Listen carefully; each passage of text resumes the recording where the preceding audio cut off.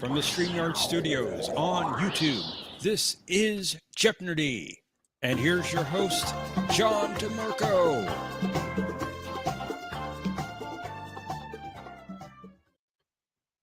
Greetings, everyone, and welcome to this week's edition of Jeopardy! We're glad you could all join us, and with us, as always, is our co-host, Professor Brainy Specs. I am here, and I'm glad I'm here, and I'm glad you're here, John. How are you? Good. Doing fine, thanks. Hope you're all doing well also. I am doing well. Welcome, everyone. Before we say a quick hello, like usual, I wanted to say a thank you to Sean F. I'm not sure if he's here, but we had a donation come in from him recently, and we appreciate your support. Thank you. And buy John a coffee. Thank you. So joining us this evening, we have several people already in the chat. I want to say hello to Mikey. Glad you can make it. Greetings also to Patrick, who is our current points leader, although that might be changing tonight. We'll just have to see in a little while. Hello also to Omni, who is our returning champion. We'll be seeing him soon. Greetings also to Aravic Kapla, Vertebrae 5. Welcome to Jay, and also to Mike Richards. Good to see you. Say hello to Mr. T, and don't worry about that incident with the phase inverter. We've all agreed to just put that behind us. Brings us up to Kronos. Good to see you, sir. Welcome also to Brad Wolf and to Thomas, which I believe brings us up to date. And as always, let's bring up our returning champion and our first two challengers for round one. So let's say welcome to Omnicast, and he will be challenged by Mikey and Mercer in round one. Hey guys. Hey, how's it going? Hey, how you doing? All right. I'm awake. Kept me pumped Welcome. up with that A-Team video. That was great. I know. John, thanks for I know. I'm psyched up. That was great. Yeah.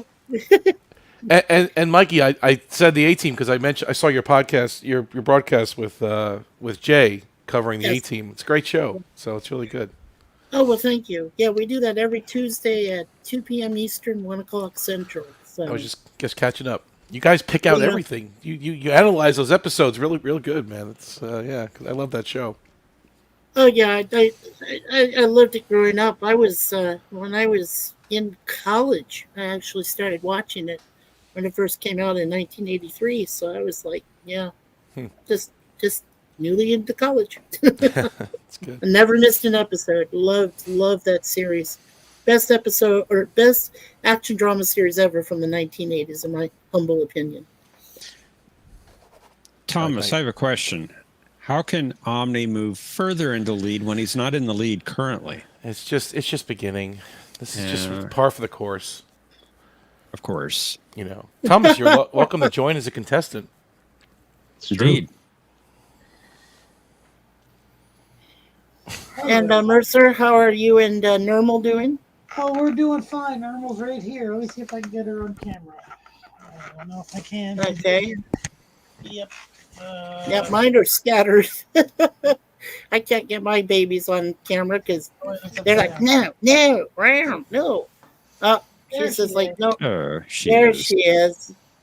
She's like, please, human. She's like, please, human Mercer, don't touch me. I'm comfortably fine on this chair. Yeah, she's happy. She's Of course she is. And if she's purring, she's even happier. That's how our cats are when they lay with us in bed. So of course you can they see purr. she's done a job on my couch, but it's her couch, so that's the way it is. That's right. Remember, everything is hers. You're just the servant. She's the master. Yeah, definitely. How are you doing, John? How are you doing? Yeah, Omni? I relegate myself to Hey, that good. first time. Thanks, Mercer. Yeah. Anyway, good to see you guys. You know, I was on Edward's planet the other day, and I think I got lost. Not sure. Yeah, it can be a little confused. It can be a little confusing there. Yeah. Anyway, I guess I'm ready. You know. Cool. Oh, well, Mercer's ready. How about the other two, Mikey and Omnicast, are you ready? Let's do it. Yeah, I'm as ready as will ever be. All right. Well, let's play. Kind of normal. I got to take her off camera now. Let's play Jeopardy.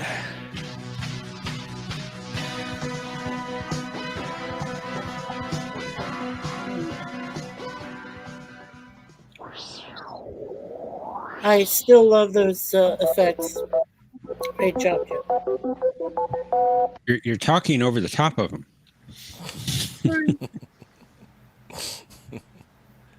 Our first category is about planets. Next, we have 5-word episode summaries from DS9. Nice. Our visual category is about 47 in TNG. You will be asked to identify the episode. Mhm. I've never seen TNG. Is it good? That's the rumor. And speaking of, our next category is about all good things, the past. It's the anniversary of that great episode. Oh, Indeed. Indeed. And then we have anagrams of starships. Oh, wow. All right. Omnicast, you are the returning champion. You get to go first. let's do 47 for 500. 47 for 5.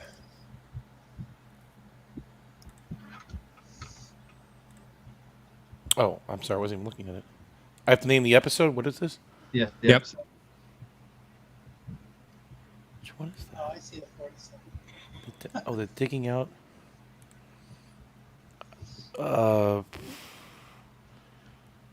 It's gotta be. What is Angel 1? That would be incorrect. Mikey. No, pass. Mercer.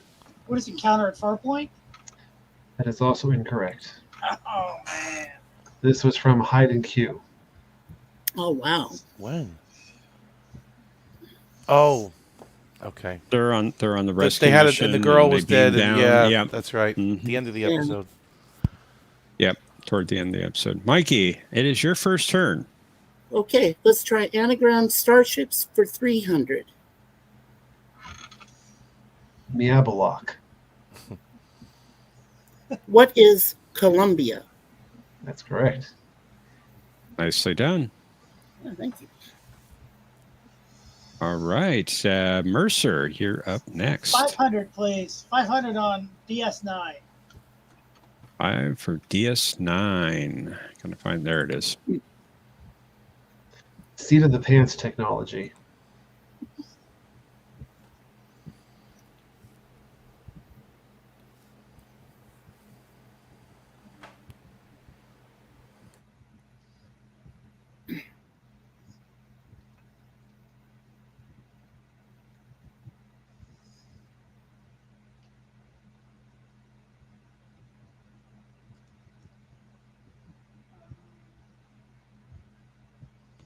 Can't think of the name of the episode. I know what it is, but I can't think of the name of it. Omnicast. What is the siege? That's right.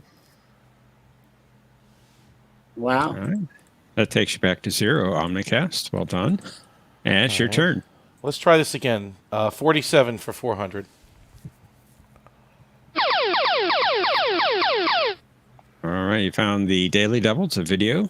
Daily Double. You have 0 points. You are 600 points behind the leader currently, but you can bet up to 1,000. Let's do 1,000.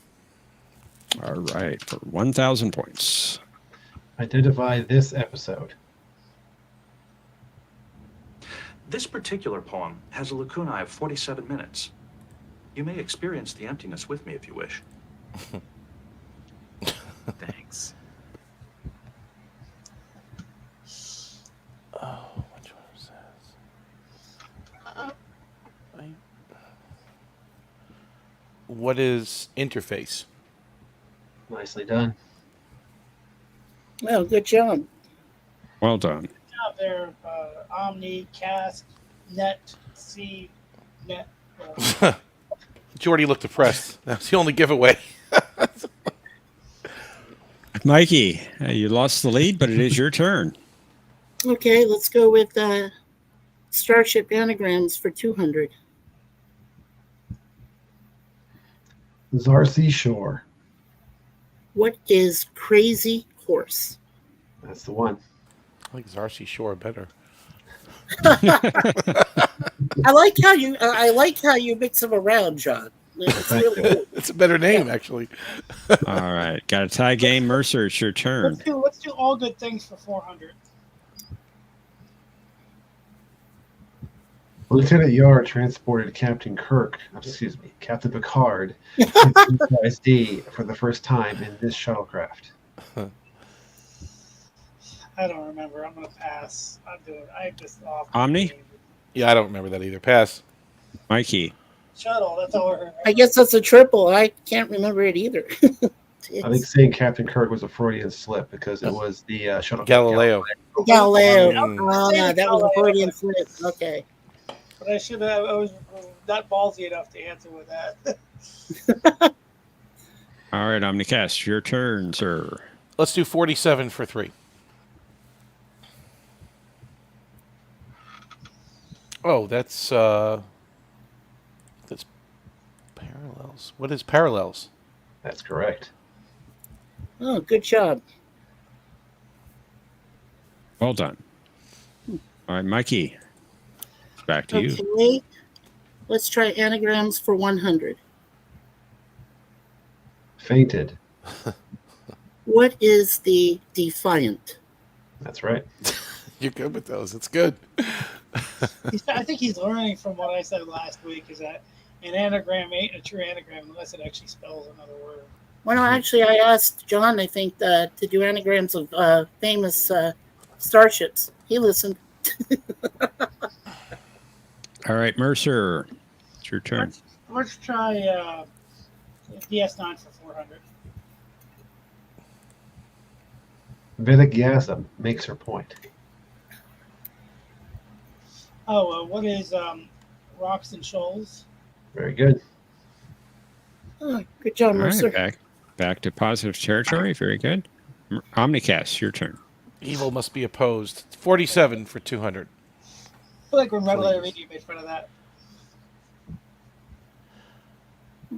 That's what is Aquiel? Very good.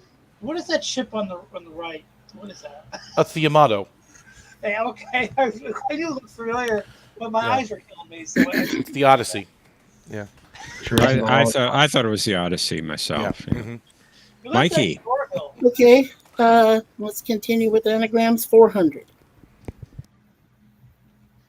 Mink poet. Okay, what is the Potemkin? Nicely done. Wow. I couldn't unjumble that quick enough. It's good. Mercer. Let's try DS9 summaries for 300. Two O'Briens hate temporal mechanics. What is the name of that episode? Let me think. What is Visionary? That's right. Took me a minute because it'll take it could be a dozen episodes. I hate temporal mechanics. Omnicast. Let's finish up 47.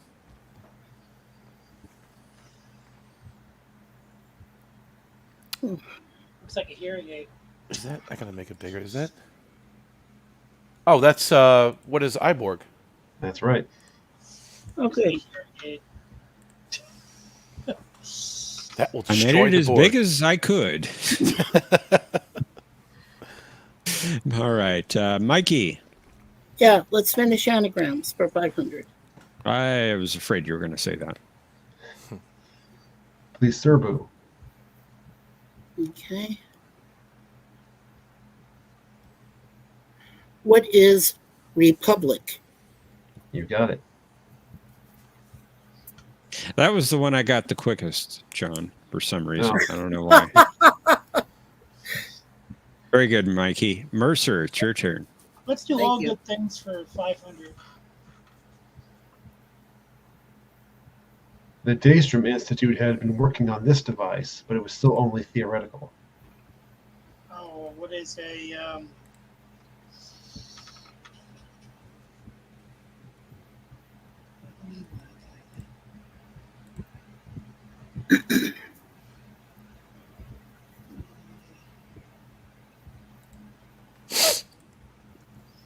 I'm going to kick myself because I know exactly what it sounds like, but I can't say it. Sorry, pass. Omnicast. I think it's called a tomographic imaging scanner. What is a tomographic imaging scanner? That's what it's called. Yeah, do we have one on board? No, in this timeline we do. That's All right, Omnicast, you can take the lead again. It's your turn. iPlanets for 5. The rulers of this Delta Quadrant planet were called autarchs, of whom Tyrion was a notorious example.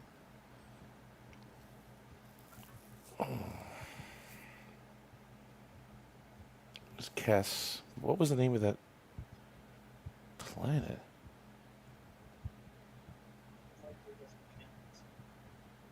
I don't know. Pass. Mikey? I know it's coming from Voyager, but darn, I can't. If I can't remember this name of this species, pass. Mercer. pass. That was the planet Ilari. Ilari. Oh, okay. All right, Mikey, you got a slim lead, and you are in control. Let's try 5-word episode summaries. A DS9 for 100. This was the first Enterprise. What is trials and tribulations? That's right. Oh, yay. Nicely Wow. done. Hey, Mercer. I'll take that same category for 200. Got it. The prophets changed the Zek. What is it called? What is profit motive? That's right.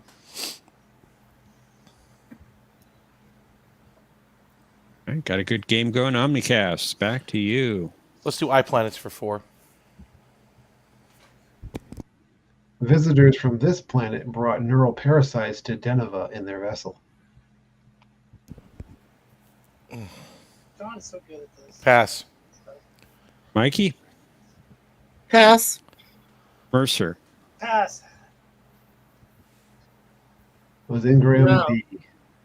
Ingram B. Mhm. Interesting. Mikey, it's your turn. Hmm. Okay, let's try all good things to pass for 100. Starfleet canceled the Enterprise's mission to this station and ordered the ship to the Romulan neutral zone instead.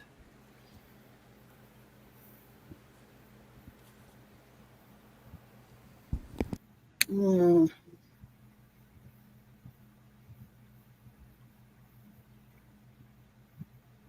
Oh, darn it. No, pass. Mercer.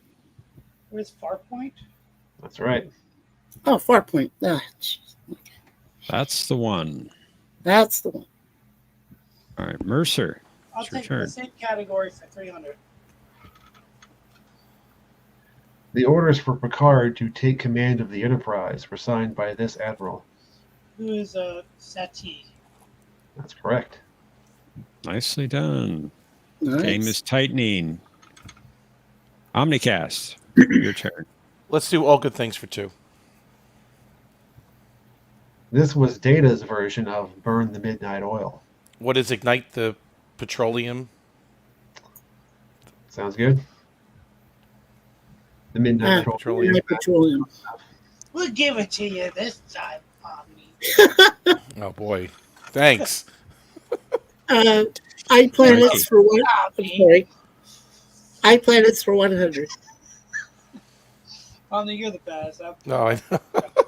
You're the This best. planet was the ancient homeworld of an alien race that developed gateways that allowed instantaneous transport across the galaxy.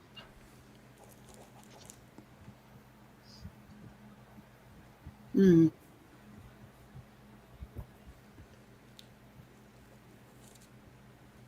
An alien race. Oh, this is terrible. I know it's so simple, and I'm probably hate myself, but I can't pass. Mercer. Iconia. What is Iconia? That's right. Yeah, I wasn't sure if it was Captain Iconia or Marley. Iosian. Marley was looking Yeah, at I was skipping around a few syllables. playing it off in my head. I was like, bleh. All right, Mercer, 2 or 300. I'll take 300. The species that seeded the primordial oceans of many worlds left one of their clues on this Class L planet, but the Klingons destroyed the biosphere after taking a sample. John, are you trying to connect this to the new show that doesn't count as canon? I don't know the answer. Would I do that? Pass. What's that? Yeah, you would, because that's exactly what the story is about. Pass, by the way. Omnicast. I don't want to risk it. Pass. Mikey. Same, pass. Oh, I know it now. That was Injury. Indra 8. The 8? And as for connecting it to the new stuff, you'll notice that I pointedly did not call them the progenitors. Okay. Because Yeah, that's true. They were I never noticed called that that in the too. chain. I noticed that too, but I still felt like giving you a hard time just because I like giving hard times. All right, Omnicast, you get the last clue. You Okay. can take the lead with this. Admiral Hayes received a disturbing report from Deep Space 5 that the colony on this planet had been destroyed. What is Ivor Prime? That's it. Yeah, Ivor Prime, yeah. I like how he's like, "Can I disturb you?" And he's like, "No, of course not." Oh, by the way, this happened. And it's like, let's cut the small talk within like one sentence. You know what I mean? Hope I'm not disturbed. Of course not. By the way, this colony was destroyed this morning. All right, Cosmo Buzz Link in the private chat. Going to head on over to Final Irma, how much Jeopardy. should I bet? Can I ask the cat how much I should bet? Am I allowed to do that? Sure. Sure, why not? And consider how much you would like to bet as somebody buzzes on this category. Mr. Kyle. Okay. Did you get my amount there, Jeff? I did. Okay, awesome. Normal, I don't know what that means. She's just got a pause all over the keyboard. What can I say? She screwed up the keyboard. Okay.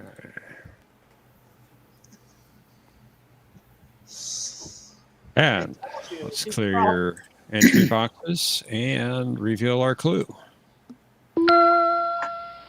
Mr. Kyle took a break from the transporter room to man the helm during the investigation of why contact was lost with this starship in the Gamma 7A system. Players, you have 30 seconds. Kapla!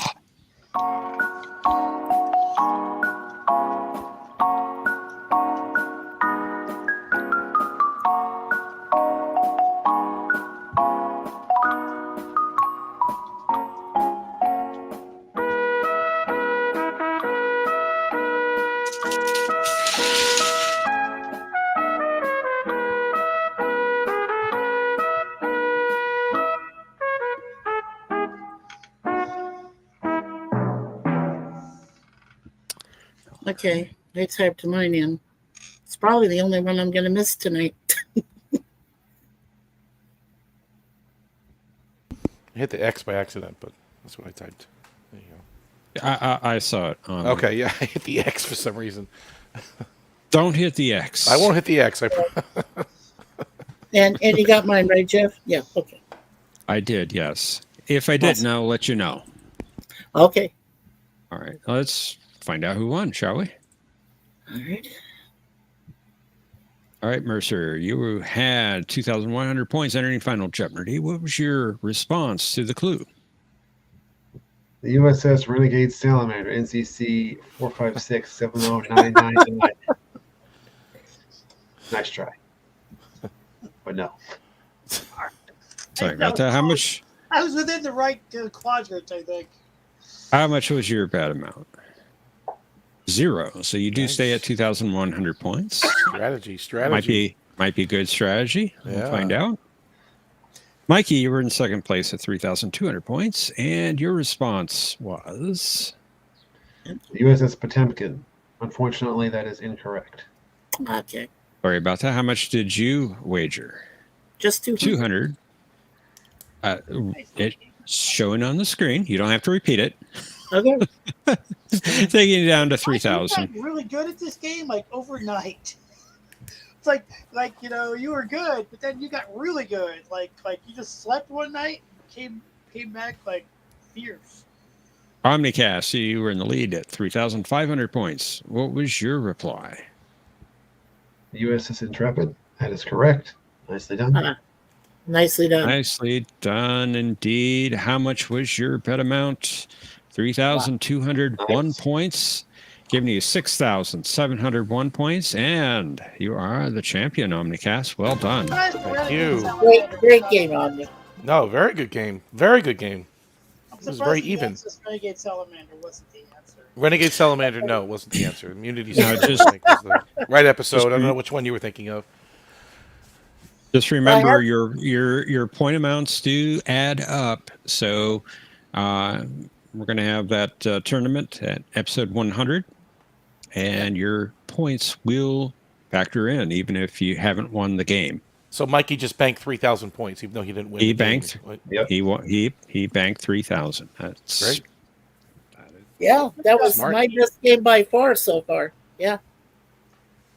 3,000 points. Thank you for letting me play the game. I guess I'll stay back in case you need somebody to make fun of later. Make fun of? Yeah, make fun of. Oh, Who's making fun of you? Yeah, I don't know. I can't see it. Nobody. My cat's making well fun done, gentlemen. Well done. Thank Take it up you. with your Thank cat. you, Jeff. Thank you, John. Great anagrams as always, sir. Thank you. Great Really question. made me think they on should really those. give you more credit for coming up with these, and they should give Professor some credit for incorporating them into an awesome game board in a way that we can play it easily. And, Thank you. Makes it look easy. Not easy to do all that, especially coming up with the tournament where you're going to have more categories and more questions for each game. Well, there's only one game.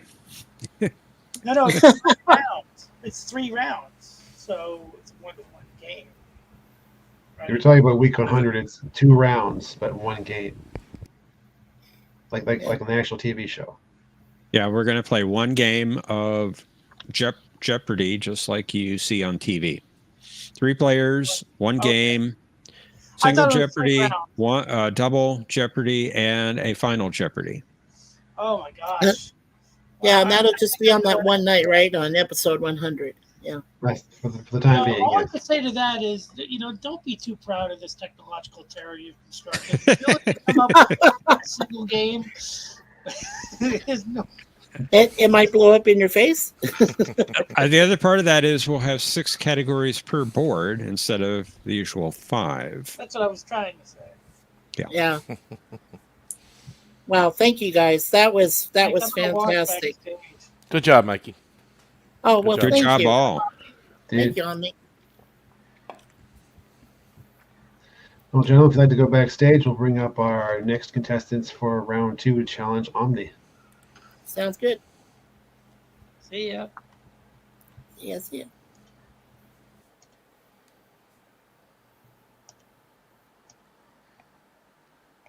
Oh, Let's Thomas. welcome back Patrick and Brother Jay for the next round.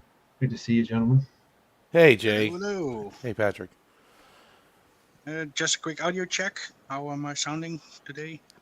Sound You good? sound like you're in the Netherlands. Not just nice. Quick question to Jeff. Is it raining where you are? No. We did have storms to our northeast, but not here. Oh, okay. It Between kinda us looked and like Dallas. It was going dark a little while ago. So I just wondered. Between me and Matthew in Fort Worth, there were some storms. But not here and not there, as far as I know. Okay.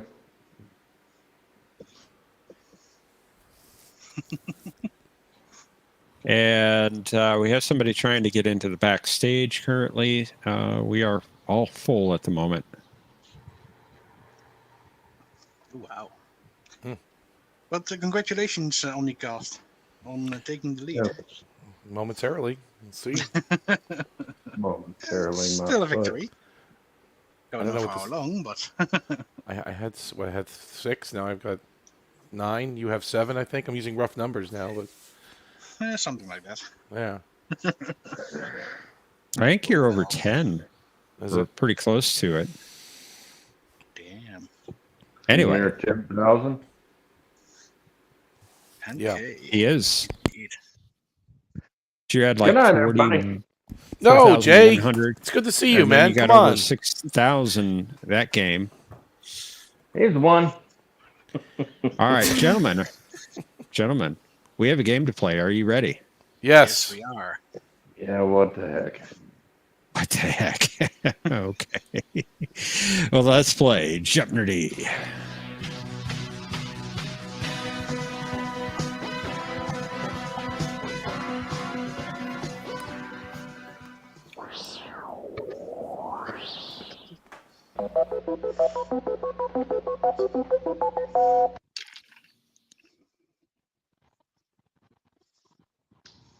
Now, for our first category, we have L and Q planets.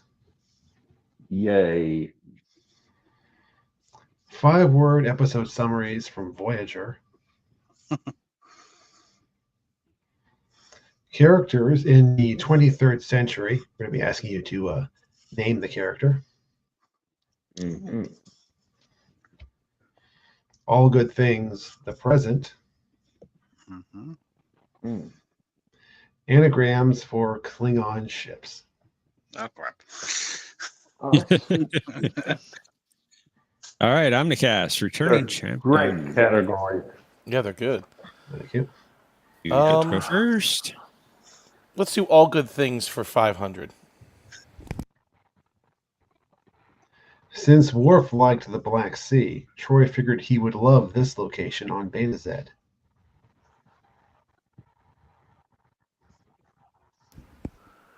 I don't. Pass. Patrick. Ooh, I have no freaking idea.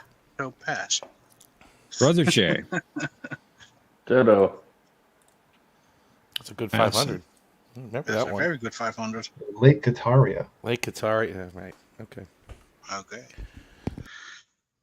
All right. Not there yet. Patrick. We're really rolling, aren't we? It's just the start of the game. Let's try L and Q planets for 300. Which don't follow each other in the alphabet, by the way. Just saying. All right. We're finding the daily doubles early tonight. Damn. All right, Patrick. You have no score. Nobody else has a score either. But you can bet up to 1,000. Do it. 600. All right, for 600 points. While this planet was celebrating Mother's Day, Morn and his fellow thieves stole 1,000 bricks of platinum from the central bank. Oh, DS91.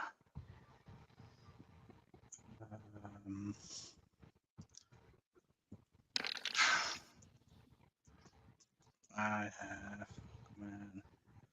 have. What is Lesepia? That's right. Yes. Jeez. Needed to dig. Needed to dig. The back of Well my done. mind. Thank you. Brother Jay. Should have come for the 1,000. Characters in the 23rd century for 400.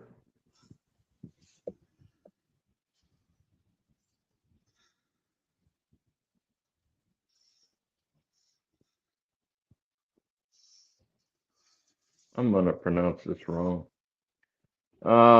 Who is Yeoman Tomara? That's right. Nicely done. Nicely done. Yeah, I couldn't even tell you the episode. I don't know. Taste of Armageddon. That was the, Okay. that was, what was that episode? I Taste of know. Armageddon. Taste of Armageddon. Yeah, Taste of Just said it. Armageddon. Yeah. All right, Omnicast. Let's do All Good Things for 4. Dr. Crusher found a small defect in this part of Picard's brain, which could lead to Aromatic syndrome. What is his parietal lobe? That's right. I would have not gotten it. Well done. Well, it relates to New Trek too, but some of you wouldn't know that. So Yeah, but I would have said prefrontal cortex was I was thinking, so it was cards. Patrick, my turn again. your turn. It is. Let's try Alan Q planets for 400. After being beamed down to this planet, Matt Decker's crew called him. They begged him for help, 400 of them. Right.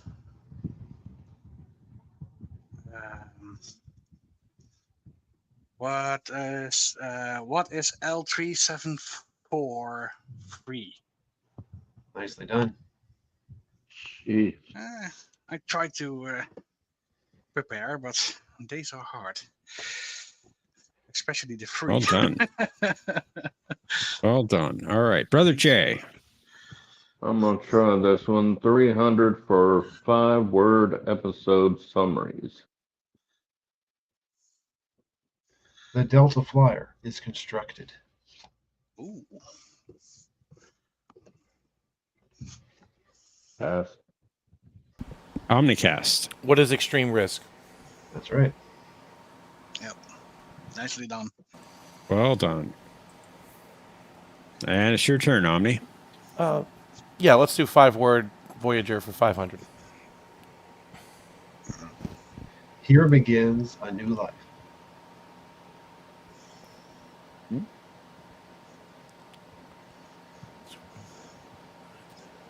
Which one it is?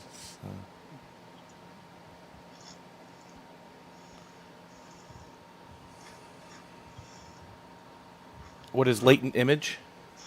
You got it. Wow. Nice. Very, very well done. It was the end of the episode. I had to think of it. Yep. Wow. All right, Patrick. You're up. 5 words Voyager F summaries for 400. B'Elanna returns to the Eternals. What?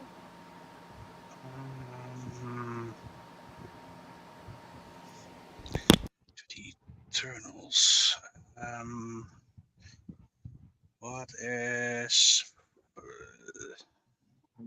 What is lineage? No. That is incorrect, I'm afraid. Yeah, indeed. Brother Jay.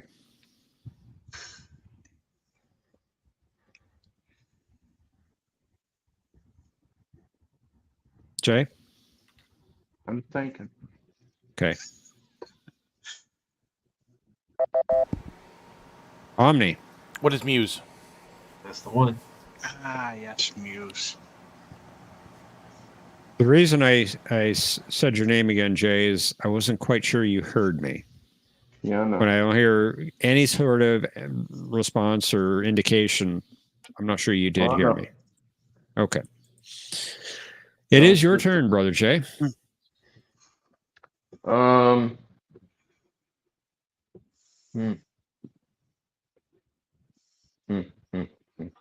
300 for characters in the 23rd century.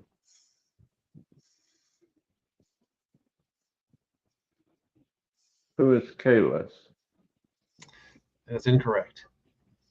What? Omni. Pass. Patrick. Oh, hell. Also pass. Genghis Khan. Genghis Khan? Yep. Right? Yeah. That's who it is. I wanted to say Khan just for the fun of it. All right. Omni. Let's do characters 23rd century for 5. Leave my category alone. Yeah. Oh, her. I don't remember. Pass. Patrick. Yeah. That's also a pass for me. She looked Indian, but she Bro- wasn't. Brother J. Yes, dot. I know her first name is Lieutenant. That's her Christian I- name, is it?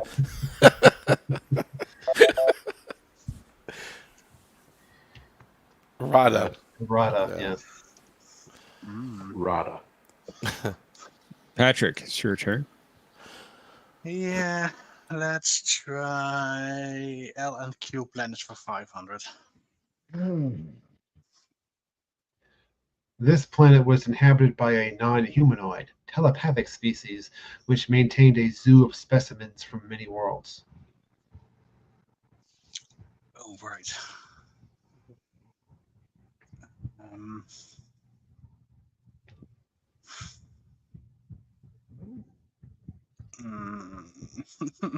I can't remember it. Nope. Pass. Brother J. I don't remember.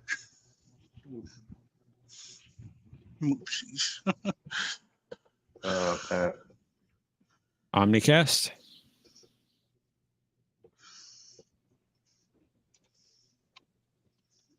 Sorry, I was muted. Pass. Starts with a Q. Oh, no, it Black starts with Black an versus L. What is that from? it's from the animated series. Ah, Sam. Right. Oh, Of But I course. thought it was the episode where Kirk and Chekhov and Hur are in that arena thing. so before we continue, I want to make a request. If possibly Yeah. someone who has already played can drop out of the backstage temporarily, we'll bring you back in later. But if there's somebody else trying to get in, and the backstage is currently full. So Mikey or Mercer, if one of you, thank you, Mercer.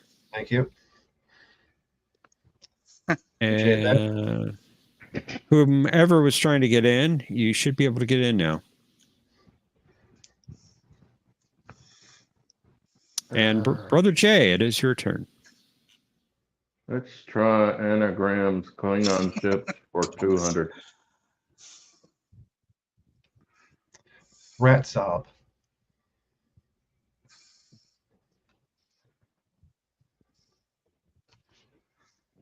Fine.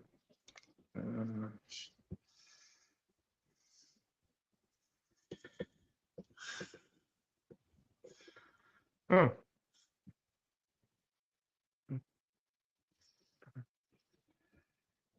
Pass. Omni. What is the Bortos? That's right. Yeah, the only one I saw. crap. But he was in front. And it is your turn, Omni. Let's do Voyager summaries for 200, please. There's coffee in that nebula.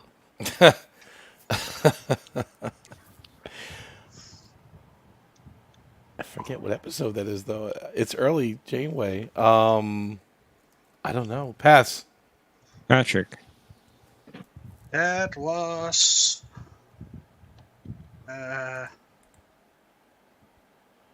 What is the cloud? That's right. Because it's nebula. Dang it, I knew that. I thought that was too obvious, but yeah. That's Nope. What it was. And Not Patrick. so. Patrick, it is your turn. They say that. Let's. Klingon anagrams for 400. Ganch. Gesundheit. Indeed. Ganch. Jesus. Lemon pie. What is. I'm not seeing it. Pass. Brother Jay.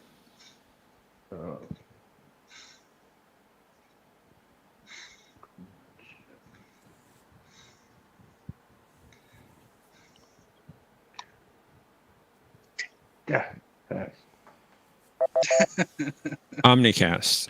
What is a chatang? Very good. Dang it. Yeah, there was the apostrophe, indeed. Yeah. All I'm gonna do is 500 this week. All good things, the present for 200. Picard and this Romulan commander agreed that each side could send one ship into the neutral zone.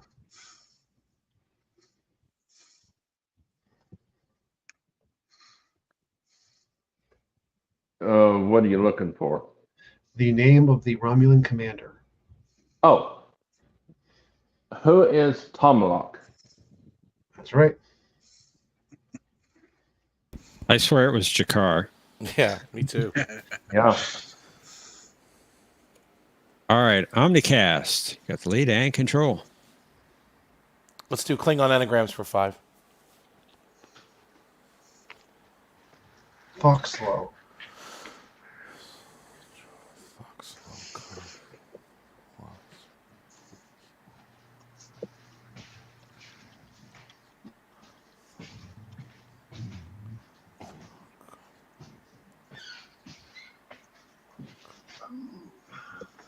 I'm not getting it. Pass.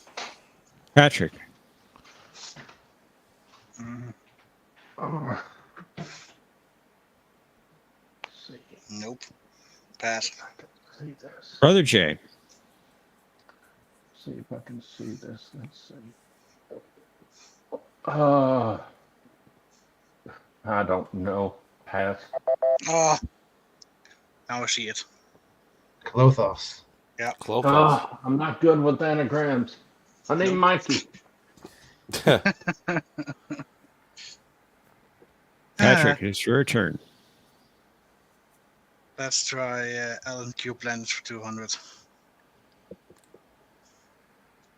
This planet was the home of a Federation surplus depot operated by the Zakdorn quartermaster Klim Dakachin. Better get that name You sure right. it's not the Cajun? Okay. That was. That was one of the Q's, isn't it? The Cajun. Nope. No, it's not coming to me. Pass. Brother J. Mm. Omnicast. What is Quaylor 2? Quaylor. Correct. Yeah. It was a Q. Oh, Lord. Klim It Dakachim. pops in my head as soon as he says it. Maybe because you heard it. No, just before he said it. I really don't know. I even tried to prepare until the L, not the Q planets. Damn it. All right, Brother J. Yes, sir. It's your turn. 300 for all good things. Noting that Jean-Luc hadn't gotten any sleep, at least in the present, Beverly prescribed warm milk with a dash of this. What is nutmeg? That's right.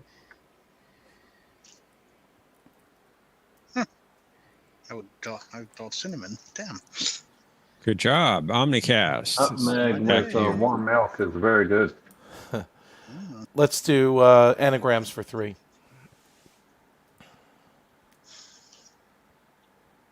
Bomb. Thumb. Excuse you.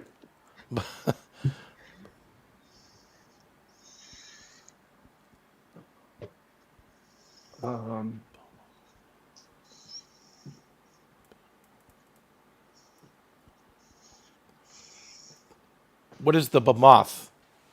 Very good. Which is basically Good. spelled backwards. That's a hell of an anagram you put there. Yep. Again, just the one that I see he gets. Well done. Patrick. Yeah. Let's try 5 Don't words spill. episode summaries for 100. Voyager. That one. Nearly fell. Queen Arachnia uncorks the pheromones.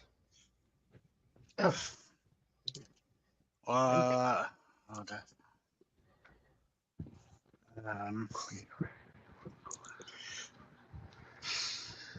That one.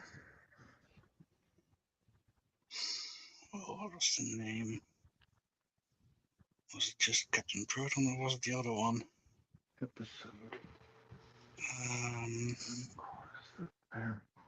come on. Pass. It's not coming to me. Come Brother on. Jay.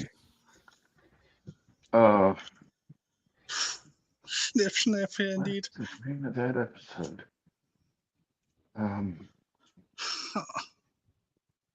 What is his name? Pass. Omnicast. What is Bride of Chaotica? Oh, it was Yeah. just I just couldn't think of the name. It's worse than the perfect meat. Doing Brother nothing Jay. It's a great episode, The Perfect Meat. all good things. All good things. Regarding this officer's idea of using a static warp shell, Picard commented that he was a clever man in any time period. Okay, again, what are you looking for? The name of the person who Picard called a clever man. Oh, who is Data? That's right. Ding, ding, ding. Nicely done. Wesley. No, not Wesley. All right, Omnicast. It's the 23rd century for 2. Who is Demoris Sulu? That's correct.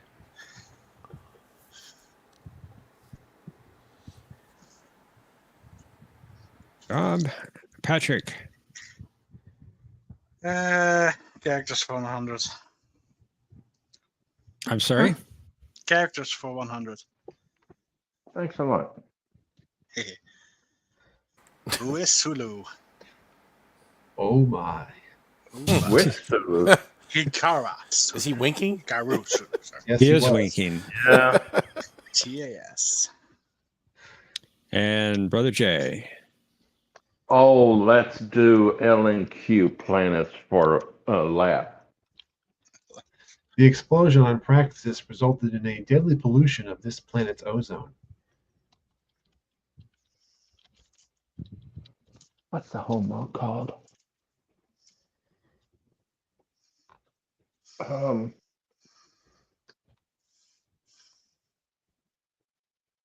What is Kronos? Very good. Yes. Okay, Omni. Final clue. Here it comes. Location of Praxis, but I can confirm the existence of Praxis. Gaff. What is the Pa? That's right. Pa. The Pa was a ship? Hey, Wow. Yes, it was. Indeed, it was. Captain Riker. Oh, yeah. The Pa. The Pa. Yeah. All right. Cosmo Buzz link in the private chat. And on over to final Jeopnerdy. Mhm. Consider how much you would like to wager with this category. Hoshi Sato. Crap.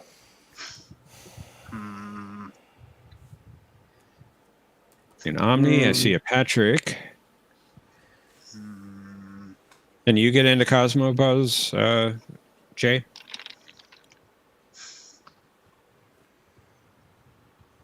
Yeah. Jay? Let's see. Mikey. I can type. Mikey. All right, what do I do? Hit join? Yes. Yes. Yeah, because you want to join. Did I really misspell my own name? You did. You're not used to your new keyboard yet, huh? Didn't break it in It's just my- yet? It's my old keyboard. Ah. The new machine didn't arrive. Oh. No. I even cancelled the order Why? because it didn't arrive. 'Cause it- and then I started to to think about it, and I wanted a different one. Jay, Yeah.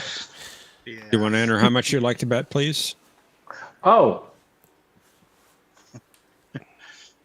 All of it. None of it. Do you need the scores recited back?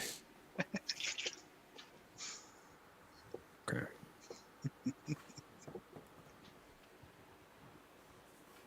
And we have invalid category joining the Cosmopuz. An invalid. That Dave. must be onwards Press. return. Oh, Mr. Press. invalid? Invalid. That's more Invalid like it. category or invalid? I'm Invalid. not sure. Yeah. Let's reveal our clue, shall we? Hoshi was discharged from Starfleet Training Command after breaking her company commander's arm during a dispute over this activity. Players, you have 30 seconds. Kapla! Can I change my bet? No. Crap.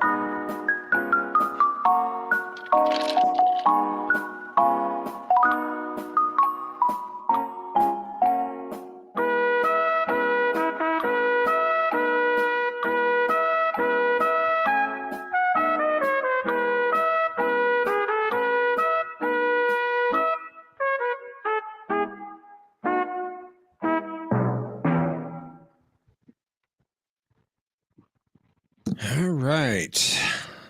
Let's get your responses entered.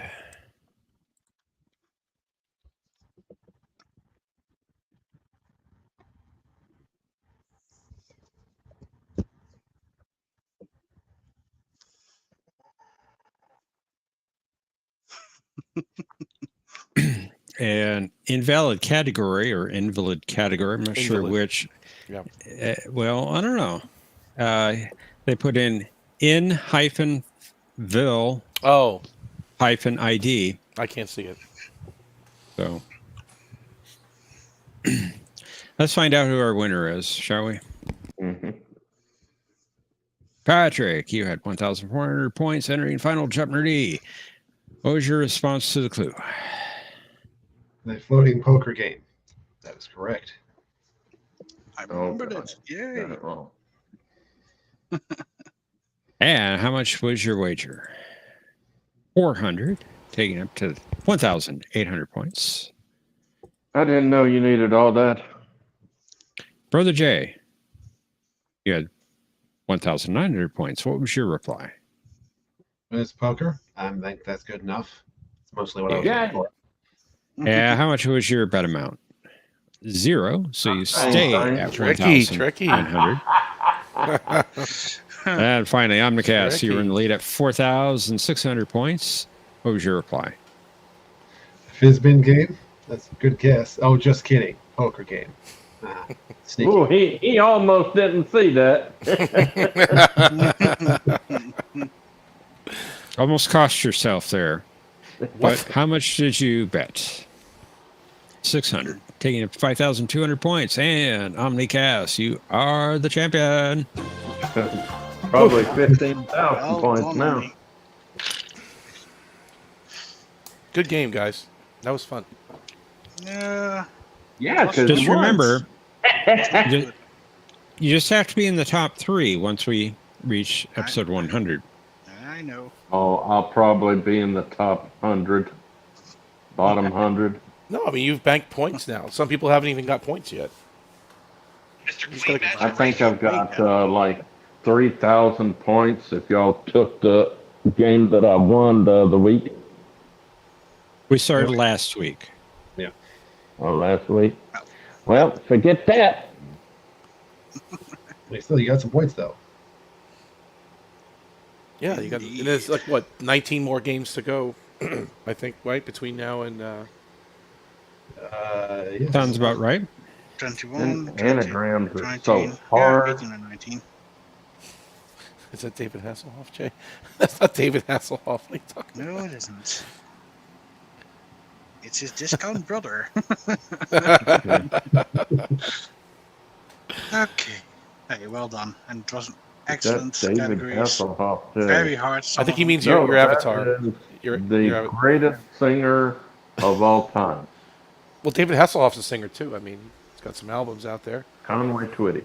Oh, Conway. We just got another song certified #1 from India. He has 69 #1 hits now. Wow.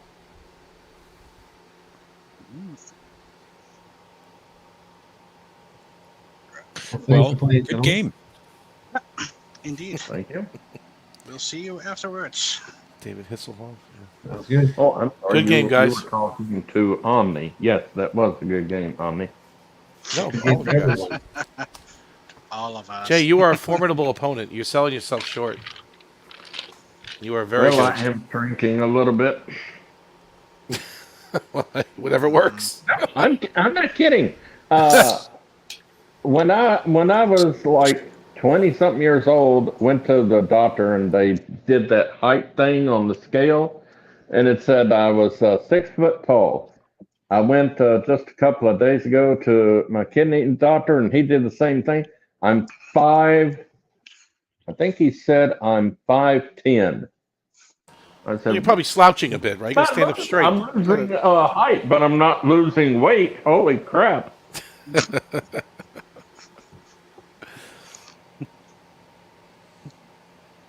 At least you're Well, not if you gaining can weight. put me in the back, or if you need me to leave altogether, I'll leave. Well, go ahead and put you in the backstage for now. Thanks for playing, though. All right. Thank you. Oh, I meant to ask you. DeMarco, is that Greek? No, that's Italian. Italian. Okay. That's See you Italian. in a few. See you later. Thanks for playing. Oh, and one other thing I wanted to mention before I bring up our final contestants for round 3, that we've had a lot of people wanting to join tonight. So unfortunately, we're not going to have spots in the game for everyone. However, you are welcome to join us for the chat after the games, as usual, and we hope to be able to join us again next week. With that said, we'll welcome up some people who have been waiting for a while. Namely, let's welcome Bird of Prey 5 and Tokyo. Tokyo. Hello world, it's Bird What's of up? Prey 5, Cutblock. Kapla. I can't see a thing. Can't believe I'm still awake. Weather report says But- sunny and clear. Day's the day. Sulu, look, I the sun's made it. come on. It's a meeting. How are you? I had a rough week, but I knock wood right now. I'm firing on all cylinders. All right.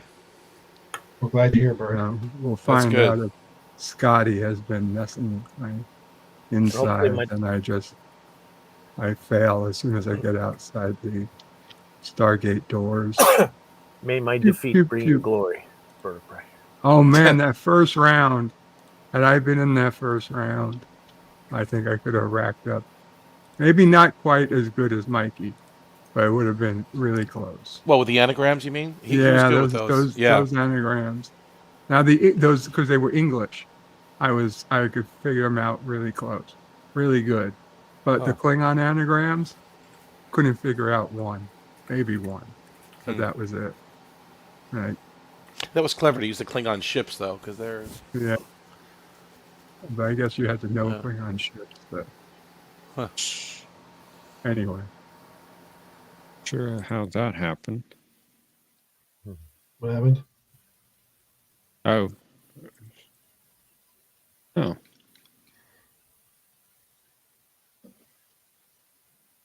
We're okay. Just have to put in the names again. Having a hard time censoring my name. It's Bird of Prey 5. Hello, world. How's your cousin Osteoprey doing? Oi. You know. Keeps having to run from the dingoes. He's a good player, though. Whenever he plays, he's usually pretty good. All right. Yeah, well, the brains. The brains in the family.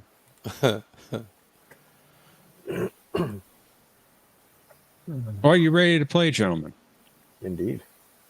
Yes. Boy, Oi. Oi, oi. All right. Let's play Jeopardy. Get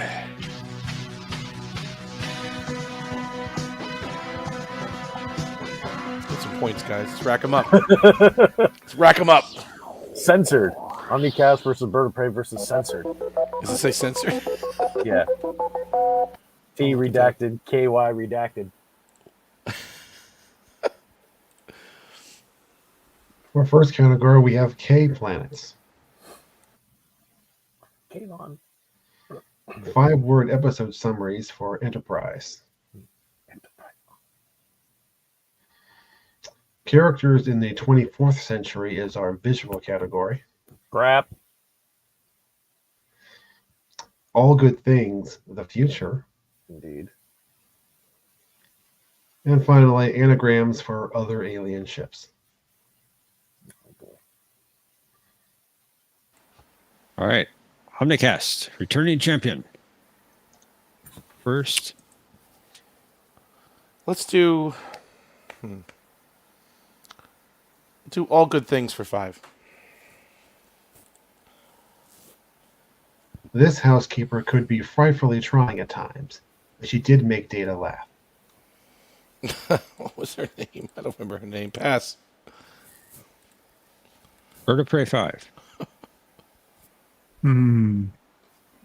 It's a good question. Pass. Tokyo.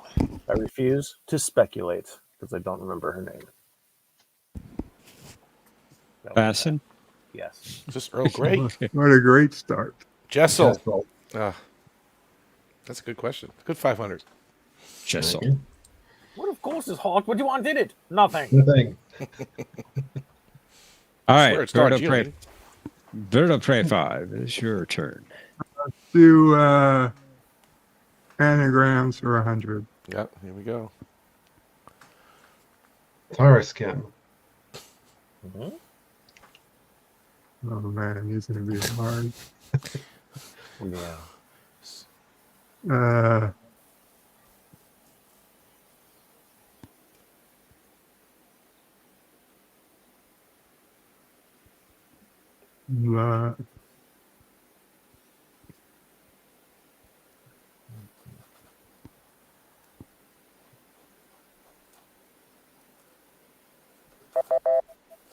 Tokyo. This is 100. Wow.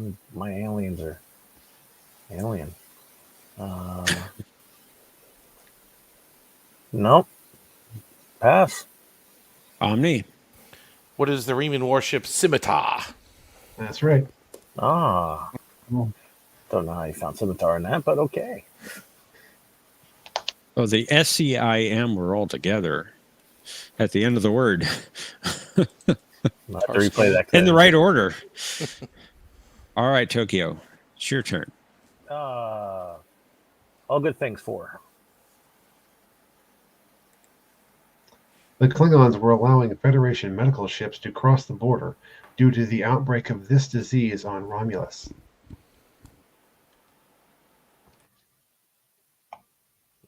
Plague.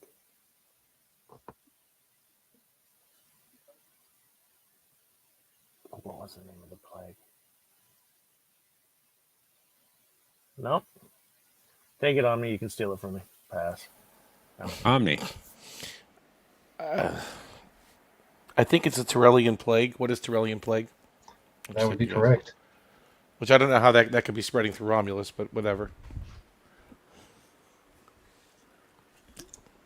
Omni. Your turn. What is... I don't know. What is it? Let's do characters for 5.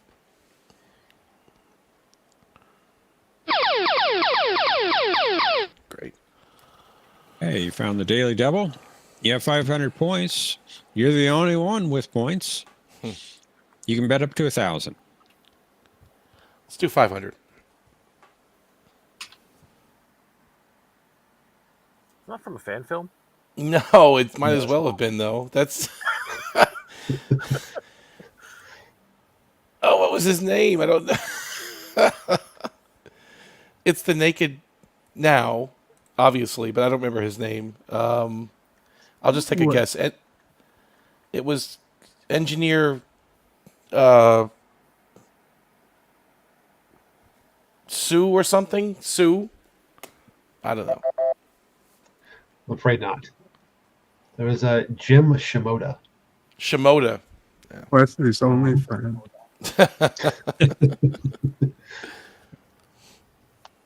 All right. Bird of Prey 5. It's a fresh game. You're all at 0. Your turn. Let's do All Good Things, the future for 100. Beverly Pickard was the captain of this hospital ship. What is the Olympus? I'm afraid not. Oh no. Tokyo. What is the Pasteur? That's right. It was Olympic class, though, right? Yes. Yeah. That messed you up. Yeah. Yeah, that's what it missed me. Tokyo. Let's, You got the lead and control. How that happened, I have no idea. All Good Things 3. After rescuing Picard and company, Admiral Riker gave the order to set a course for the Federation at this warp factor. What is 13? You got it. It's not 47? Oh, okay. It's not 47. Warp 47. I don't want to know what that is. All right, Omni. It's back Let's to do you. characters for 400, please.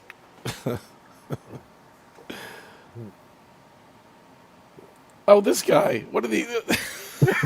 Another one? Now I'm getting really confused. Now I'm getting really confused. What was his name? Commander Lieutenant something. Oh. Yeah. What was his name? I don't know. I'm just gonna pass. Pass. I don't want to risk it. Bird of Prey 5. He said it like Mikey. No idea. Passing. Pass. Tokyo. Pass. Well, Bird should have known this one because his name was Chang. Oh. P.F. Chang's, yeah. P.F. Chang's. Yes, 1-inch chicken. Very good. Bird of Prey 5, it's your turn. And the casual racing. I'm kidding. No, I'm being racist. I apologize. All Good Things finish out. While paying a visit to his old captain in his vineyard, Geordi mentioned that his wife Aaliyah had just been made director of this.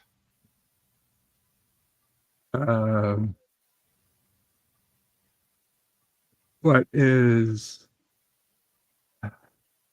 the Daystrom Institute? That's it. Good job, Bird. Thank you. Tokyo. The non-canon show for 5. Archer and Trip play geography. Play geography. Yep.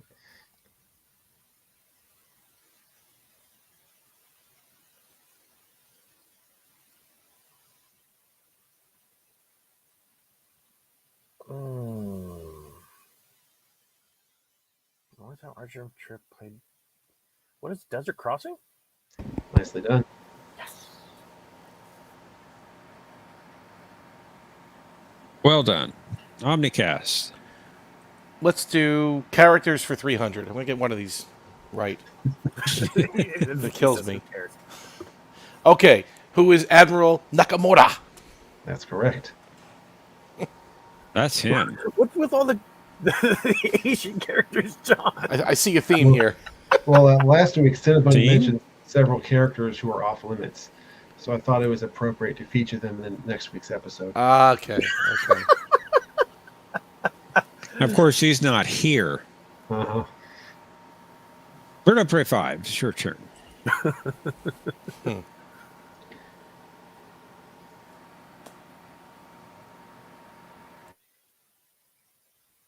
Sorry, anagrams for 200. Yelas.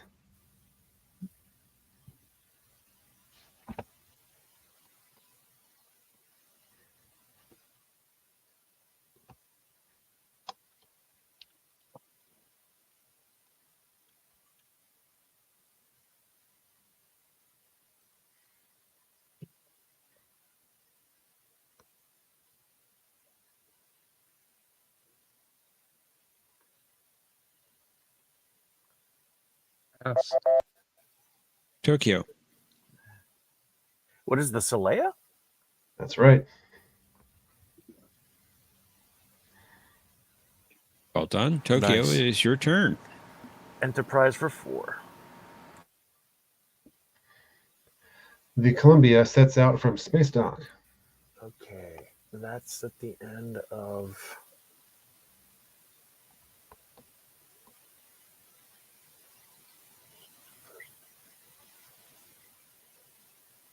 What is affliction? Very good. I was getting that mixed up with Divergence, and it was already launched at the beginning of that episode. Omni, back to you. Let's do K planets for 5. Chuffed Captain explained that, if he and his crew were captured, that the highest of this planet would repudiate them.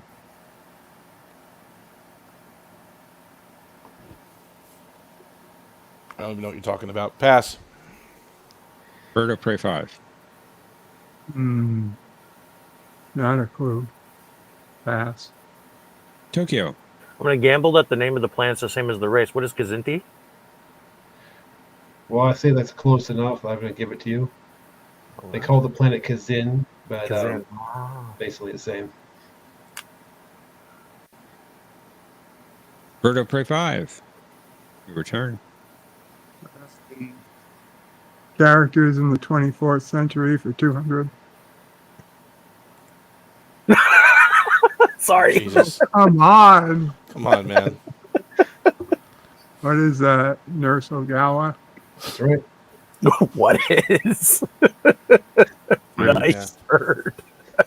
I'm sorry. Technically, you just have to phrase it in the form of a question. It's all good, man.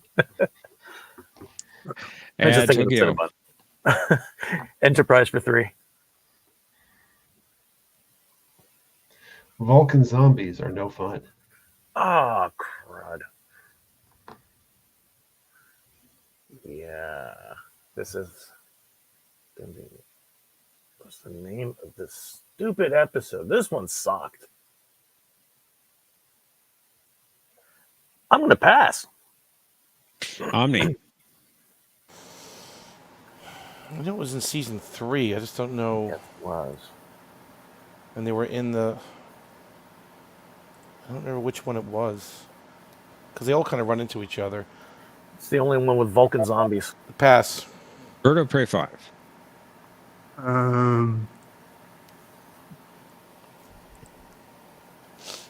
Is it what is anomaly? Unfortunately, it is not anomaly. Do we want to count that as? Yeah, But I kind of was late. Yeah, it was late, so we can count it as a pass. Pass. It was impulse. Impulse. Okay. Yeah, I don't know what Impulse had anything to do with Vulcan zombies, but that was the name of the episode. Where T'Pol became a crack addict. Omni, back to you. Let's just finish up this wonderful category. Characters for 100. The last 8. Who is Keiko Ishikawa, a.k.a. Keiko O'Brien? There you go. Okay. You weren't going to take her maiden name, John? You going to take her maiden? Well, because in that image, that was not her name. Oh, man. Technicalities.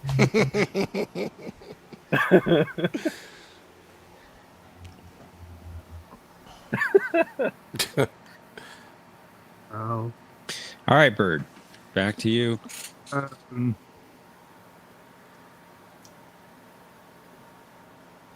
Kronos says Keiko with a cake. It's a cake. Cake. Oh. Let's do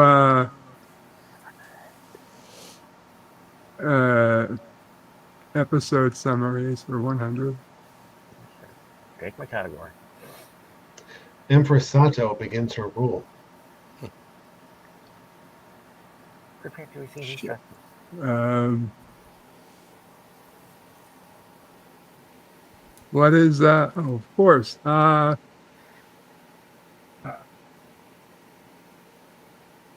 no. I guess my brain has died.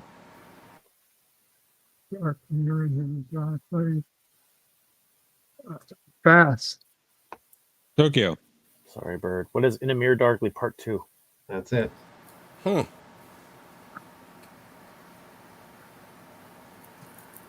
And it's your turn, Tokyo. We're waiting to say this. Let's fulfill MVP's fantasy and destroy the last Enterprise. Beagle urination causes diplomatic incident. Oh, yeah. Good one, but this shouldn't be 200. This should be 3 or 4.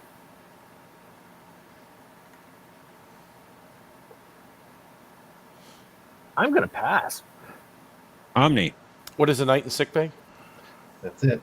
The one I didn't watch because I'm tired of sickbay episodes. Nice. Drag you to sickbay. Omni. Let's do anagrams for 5. F shark. Shark. Shark. Crush. Jaw.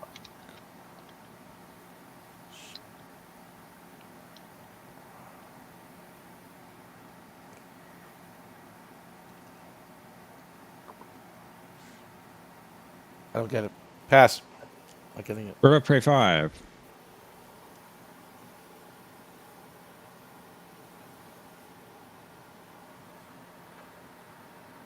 Still thinking.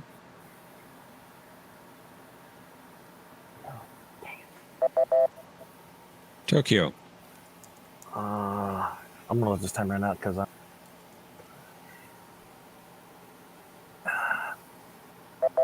not seeing it. That was the Prakesh. which was the name of Golducat's ship in Way of the Warrior. That's a nice piece of trivia. All right, Bird. Oh, okay. Never mind. Got me. It is your turn. Indeed, sir. I'll do K planets for 100.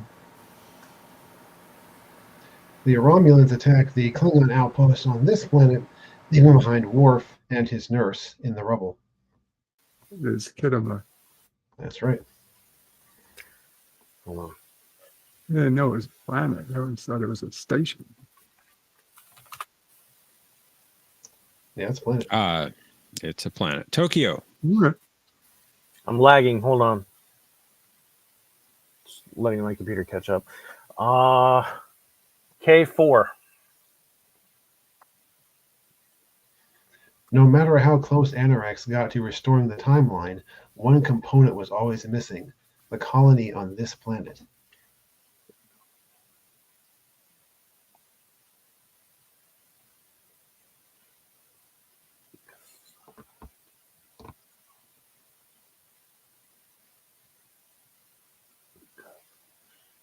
I've got one word thinking I know it's wrong.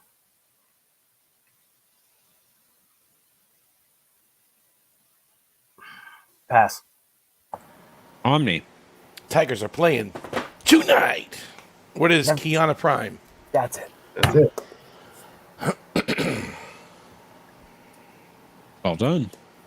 Never miss a game. It is your turn, Omni. Let's do K planets for 3. Giving up on the anagrams at this point. In the late 24th century, this planet was home to a pre-warp civilization in an early stage of industrial development, which included dune buggies. What was it called? Oh, what is the Colaris? Colaris? I'll accept that. Yes, that's the main part of the name. 3 to be exact. Okay. Good job. Bird. Back to you, sir. Let's do the K planets for 200. Kamala was the first female metamorph born on this planet in over a century, leading some to refer to her as the perfect meat. Harris? Kamala Harris? Perfect meat. She was a perfect meat. Yeah, unfortunately, I'll have to pass. Tokyo. Since Kamala Harris is not the correct answer, I'm going to pass. Omni. Oh. I am for you, Auric of Vault. That's Vault is the other planet. What was her name? I don't remember their name. I'll have to pass. I don't know what their name was. Krios. Krios and Vault, right? Yeah. Mm-hmm.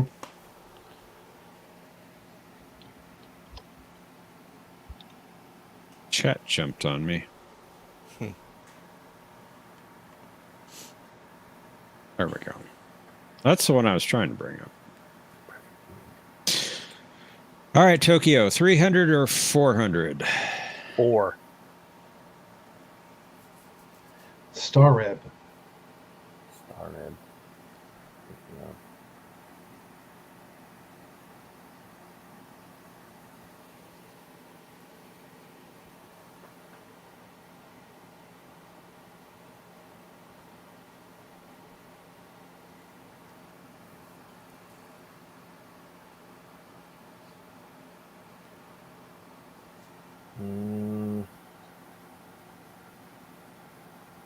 No. Omni. I'm not getting it either. Pass. Bird Prey 5. No.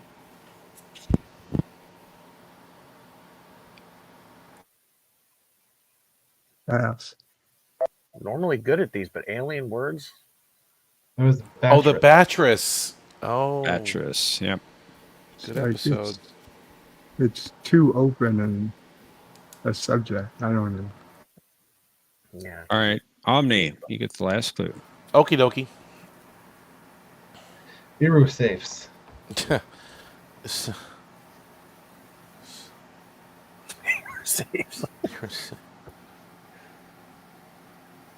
What is the Fesarius? You got it. Damn it. Yeah, that was. I knew First it. Federation. I knew it too. If I figured it out, you definitely would just won the game. Good job. All right. Get that Cosmo Buzz link into the private chat and head on over to Final Jeopardy. Consider how much you would like to bet upon this category. Buckeye. Oh, sorry, I didn't mean to buzz. You're okay.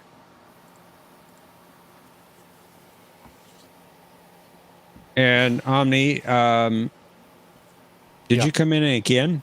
Because your last login was still in there. Oh, yeah, I came in again because I closed that window a while ago. So Okay. I just kicked your earlier one. Got it. I'm thinking.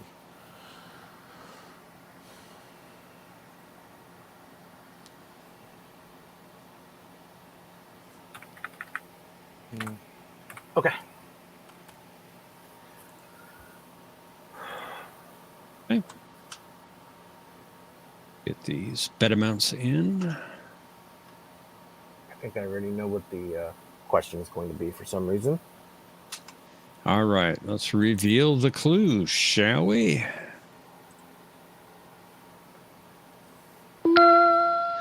In 2026, Buckeye broke the record for consecutive games with a hit, which had been held by this baseball player who was known as the Yankee Clipper.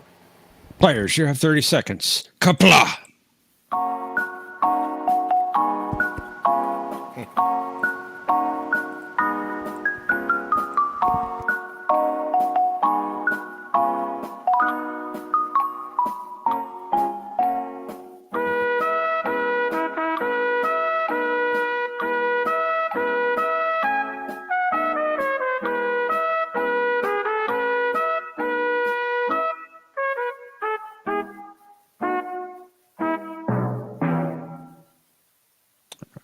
Let's get your responses in. It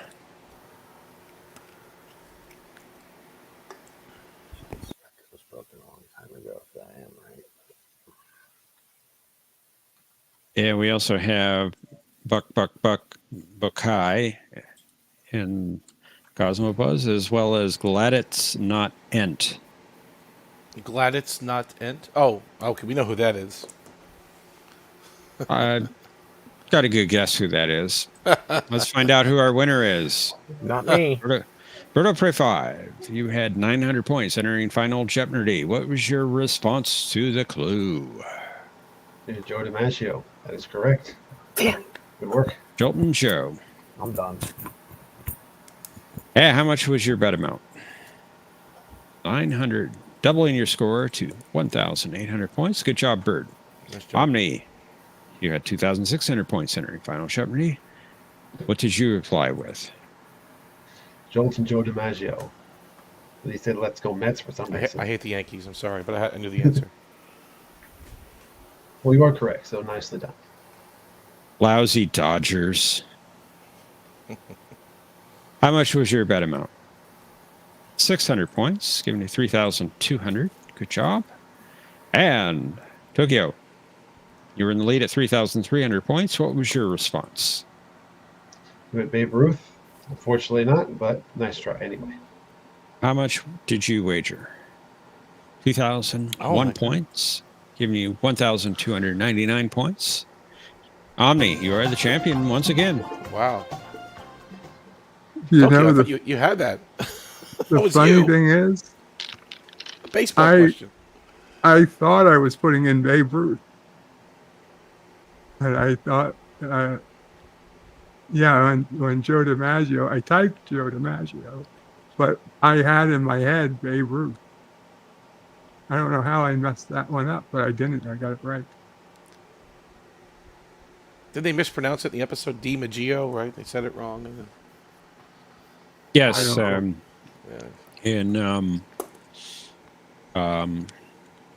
Who said Can't think of the name of the episode now. The one where all the big goodbye. The big goodbye. Oh, yeah. DiMaggio. Right, yeah. DiMaggio, sir. Jolton Joe. The Yankee Clipper. He's from South America. His name is Carlos.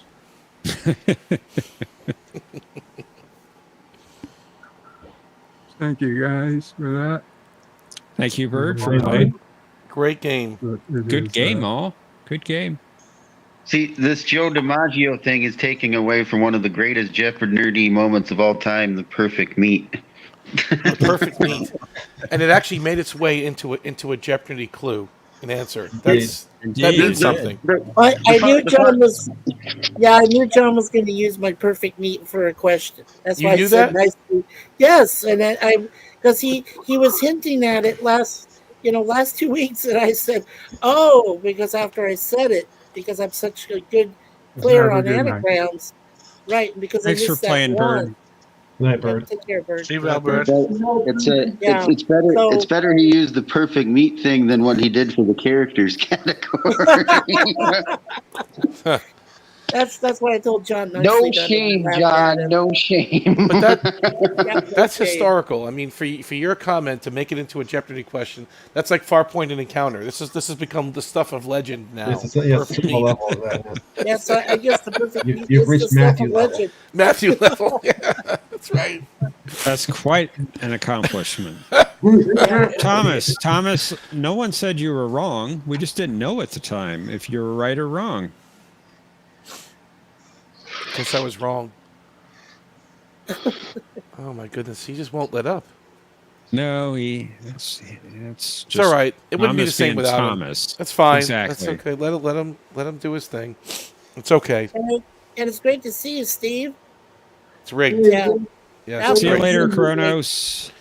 Later, Kronos. Later, Tater Kronos. Take care, Kronos. Thanks for stopping by. Yeah. See, and once again, John does an enterprise category without Mr. VP. How'd you miss that one, Mr. VP? How'd you miss that one? I was really glad I wasn't in there. You guys, I know you guys called Patrick Saul one of my drawings. Did you guys catch all of them? Like when one of them was some broken zombies and no fun. I put the show is no fun from the project, and one of them was the Columbia was launching, so I put stupid shit. Did you see all those? Yeah, I saw that. Yep. I really don't have the time to see all those things.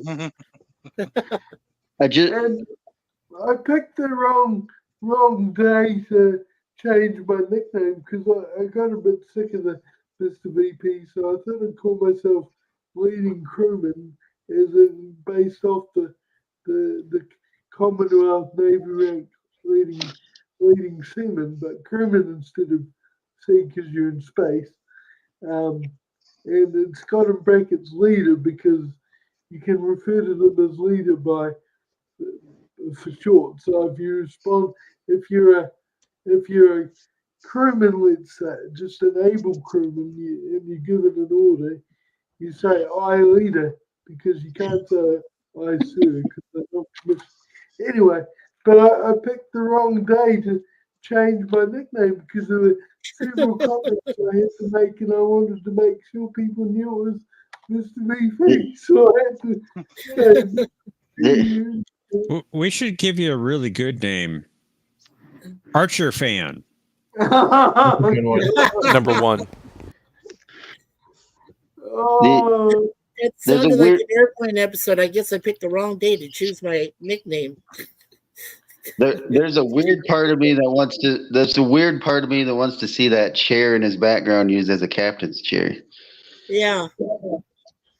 Also, speaking of airplane, which makes me think of Leslie Nielsen. I don't know if any of you know who Cody Rhodes is, the professional wrestler. He just got cast in a remake of The Naked Gun, I guess.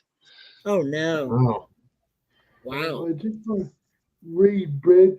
Can one of you read that out to me? Because I'm such a slow reader. Sorry. Brad Wolf says, leading crewman still over Harry Kim. I hear the coffee maker recently got a promotion.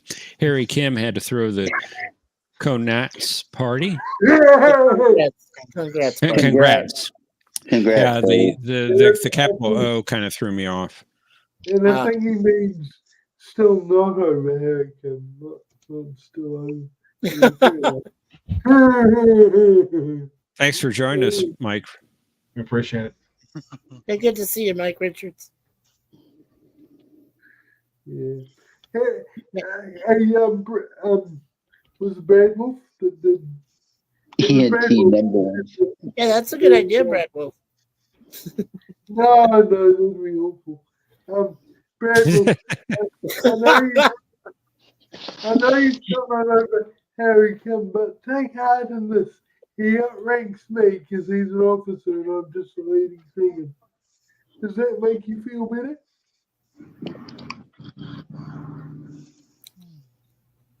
Okay. I agree. Yeah, I just want to let John know. Great anagrams this week, John. Fantastic. Yeah. Appreciate No it. problem, Brad. It was my mistake. I misread it. Yeah.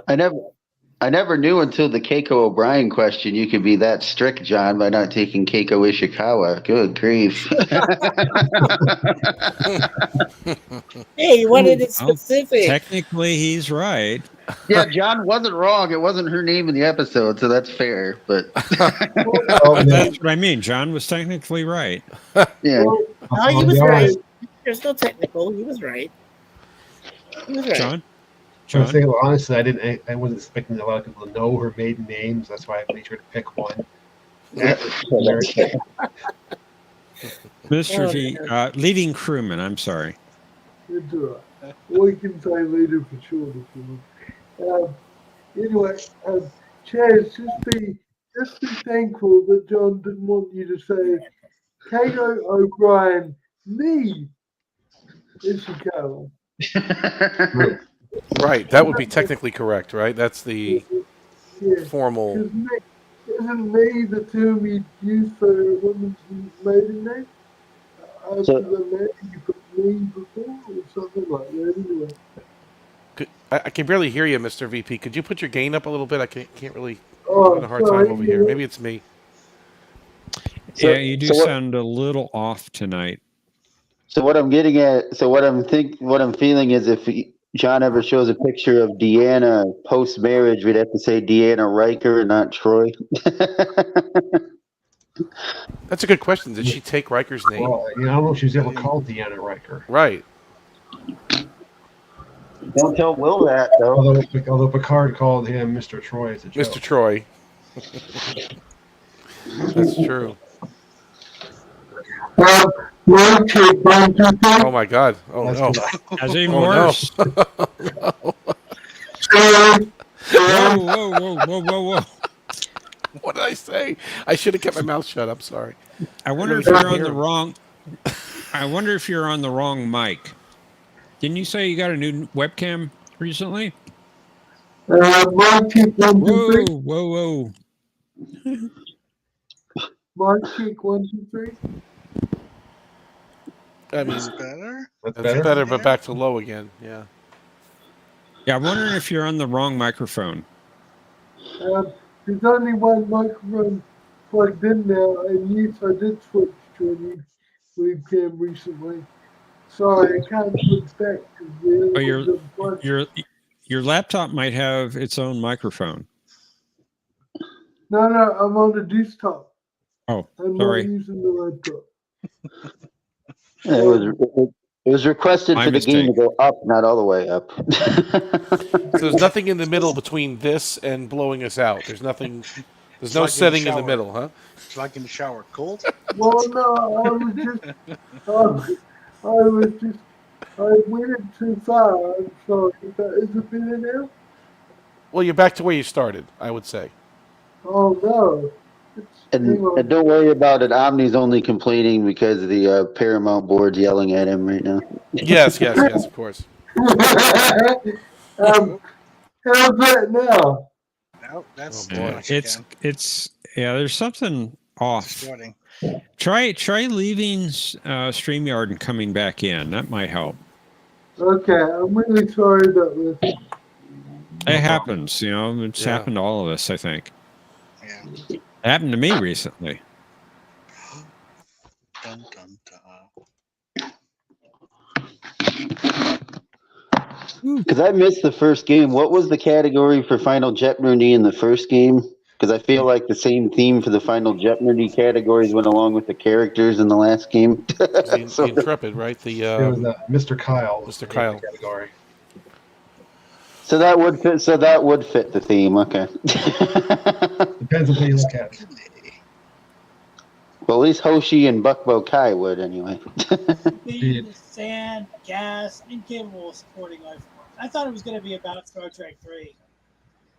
I thought the Bokai one would be something about if wishes were horses. That episode, I guess it technically would be, but never thought you'd have to answer Joe DiMaggio. Good night, Cap. Or some people would probably call him. Somebody would call him Joe Monroe, probably. Wasn't he married to Marilyn Monroe, Joe DiMaggio? Yeah, for like a minute, right? Yeah. Yeah, back. Welcome back. Leading crewman. I just want to do another Much better. Much better. Much. There we go. Okay, that's cool. I'm glad it cleared up. And when I had it really loud at one point, I'm sorry for hitting you. Okay. I hope I haven't. Those that are wearing headphones, it might be all of you, I don't know. But those who definitely are, I hope I haven't caused permanent hearing damage. No. There are some syllables that are still getting a little bit distorted. I turned down your gain a little bit in StreamYard, so let's see if that makes a difference. Yeah, see if that helps a little. Yes, Sure. tell us a story. Yeah, talk to us. Tell us something. Once upon a time, there was an ill-conceived series that was created. Named Discovery. And for some reason, That smash hit show. It is a smash hit. In fact, there was an article published today about how the ratings The ratings have been higher than ever. It's the 8th most streamed show on the internet right now, or something. Okay, they're thinking about bringing it back for season 6. Yeah, it's true. No. So, Ooh. Oh, did he sounds like a breen. I get started again? The famous Greek baseball player Joe DiMaggio. Oh, it looks like I'm gonna have to get my. I was poking fun because somebody asked John if they were Greek when John said they were Italian. Yeah, he's Italian also. we're DiMaggio. confusing Greeks and Italians. Huh? Yeah. That was the joke. Joe DiMaggio was the one who was Go married ahead. to Marilyn Monroe. Crewman's trying to talk, guys. Sorry. Yeah. Did my mic distort again by your reaction on Saturday? Yeah, it's still a little bit off. It's better. Okay. Oh, I wish I got my. I thought after I teased the other day, I could go to this one full time. So I asked my kid to unplug the other one. It looks like I have to get it plugged back in and keep it for a bit longer as a backup until I can safely rely on this one. It's annoying because if it works better, I like this one better because it doesn't have an annoying light that used to annoy me on the other one, and it's positioned better. Like if you noticed when I had the old webcam, you'd often not even see my face on camera because it was in a bad position on the monitor. In this one, the picture's better. I'm more in the frame. But if the sound is really bad, then that's not good at all. So. Well, we've Right always now- talked about. I'm sorry. Go ahead, John. Jeff. Oh no. It's okay. Most of the time, it peaks a little bit here or there. Okay.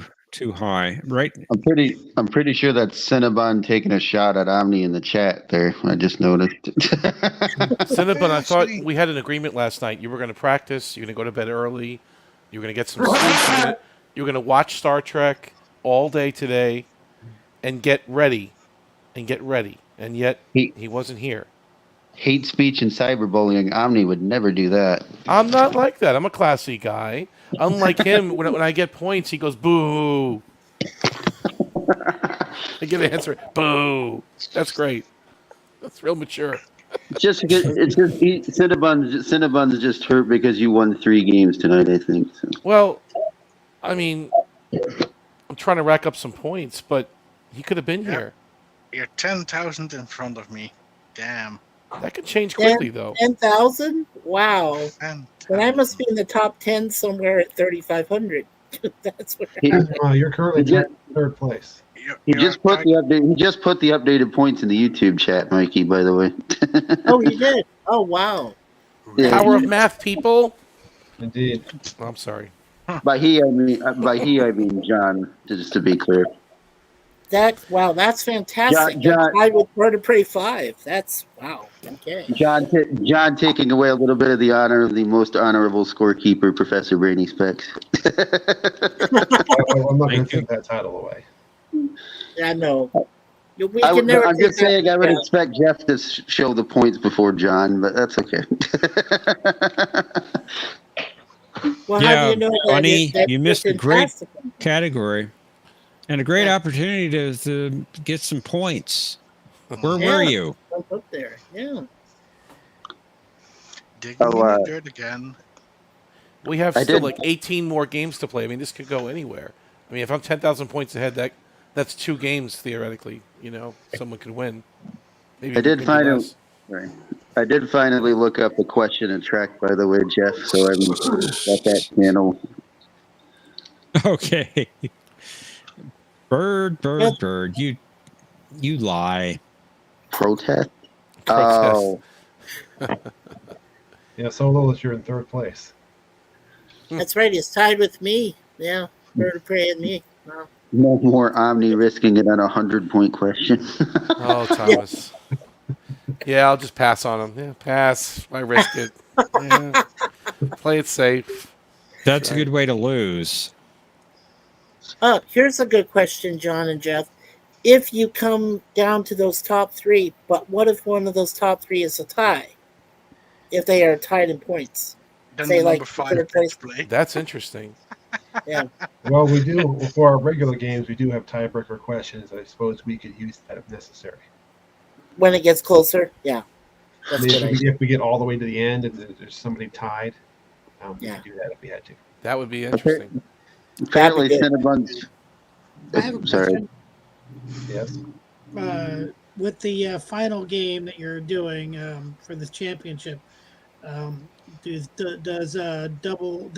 betting work the same as we've been doing on the show, or does it work like the TV show, like the daily doubles and stuff?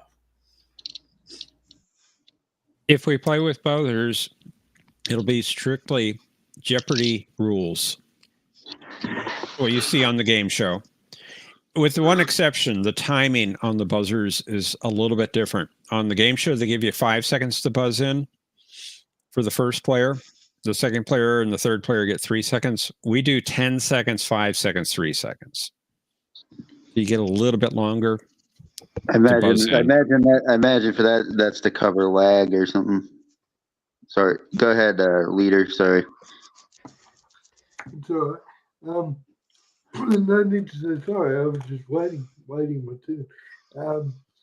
I must have missed something when I wasn't here last week because I didn't hear about this championship. So can someone explain to me? I'm sorry for missing it, but I'll go ahead and lay out the rules for anybody who may have missed it last week. We decided that since our 100th episode is coming up in a couple of months, to mark the occasion for the 8 weeks before that, we're going to add up everybody's points in all the games you play, whether you win or not. And when we get to game 100, the people with the top 3 most points are going to play in a full Jeopardy game, meaning the first round, the double Jeopardy, and the final round, with 6 categories in each board, just like you would see on the TV show. Yeah, but could we play? Could we play without buzzers? I've never played with buzzers, so I don't know. We would prefer to play with buzzers if at all possible, so we get the full game show experience. Feel. That'd be hard on me. I'm terrible with buzzers. Mikey, you'll be fine with buzzers. Don't worry about it. Just be confident in yourself. You'll be fine. Okay, Renegade Salamander. Move over to the EU if you can.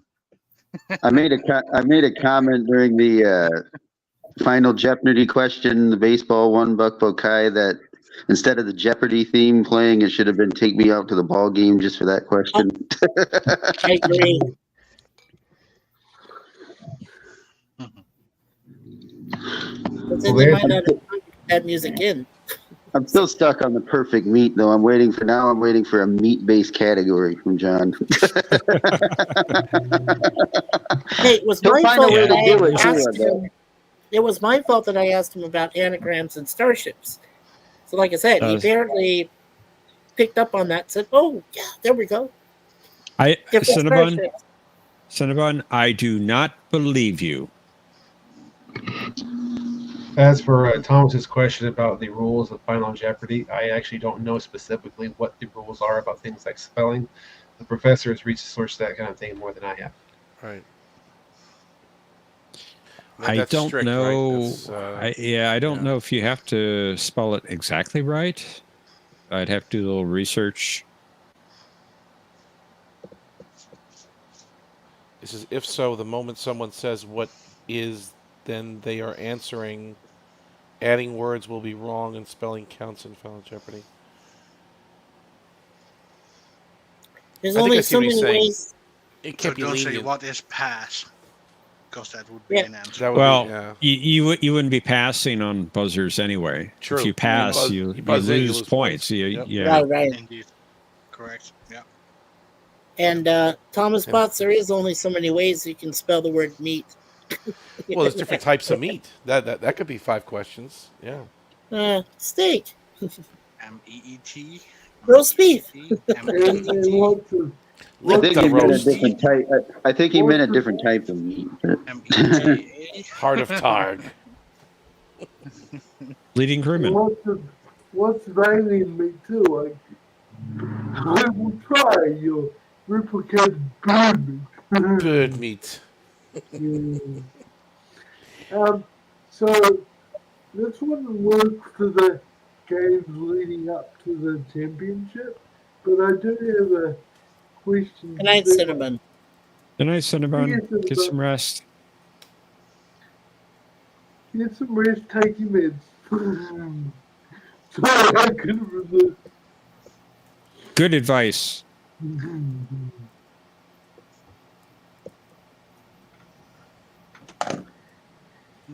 Anyway, this wouldn't work for the games leading up to the championship, it would reckon, but I did wonder whether sometime in the future you guys wanted to experiment without having the time limit pressure, because Yeah, that actually sounds pretty good. Hello, normal. Meow, meow, meow. Let's let the crewman finish what he was saying, please. because Patrick and I were talking at some point on a private chat. Hope you don't mind me bringing this up, Patrick, but he was watching some old Jeopardy on Salty's channel, and he said that I did a lot better back then, and I suddenly thought maybe it's the time pressure of the buzzer going down. I think there was a little bit of a time limit on Salty's channel, but we didn't have the visual thing of the visual countdown. And I think maybe the pressure gets to me too much.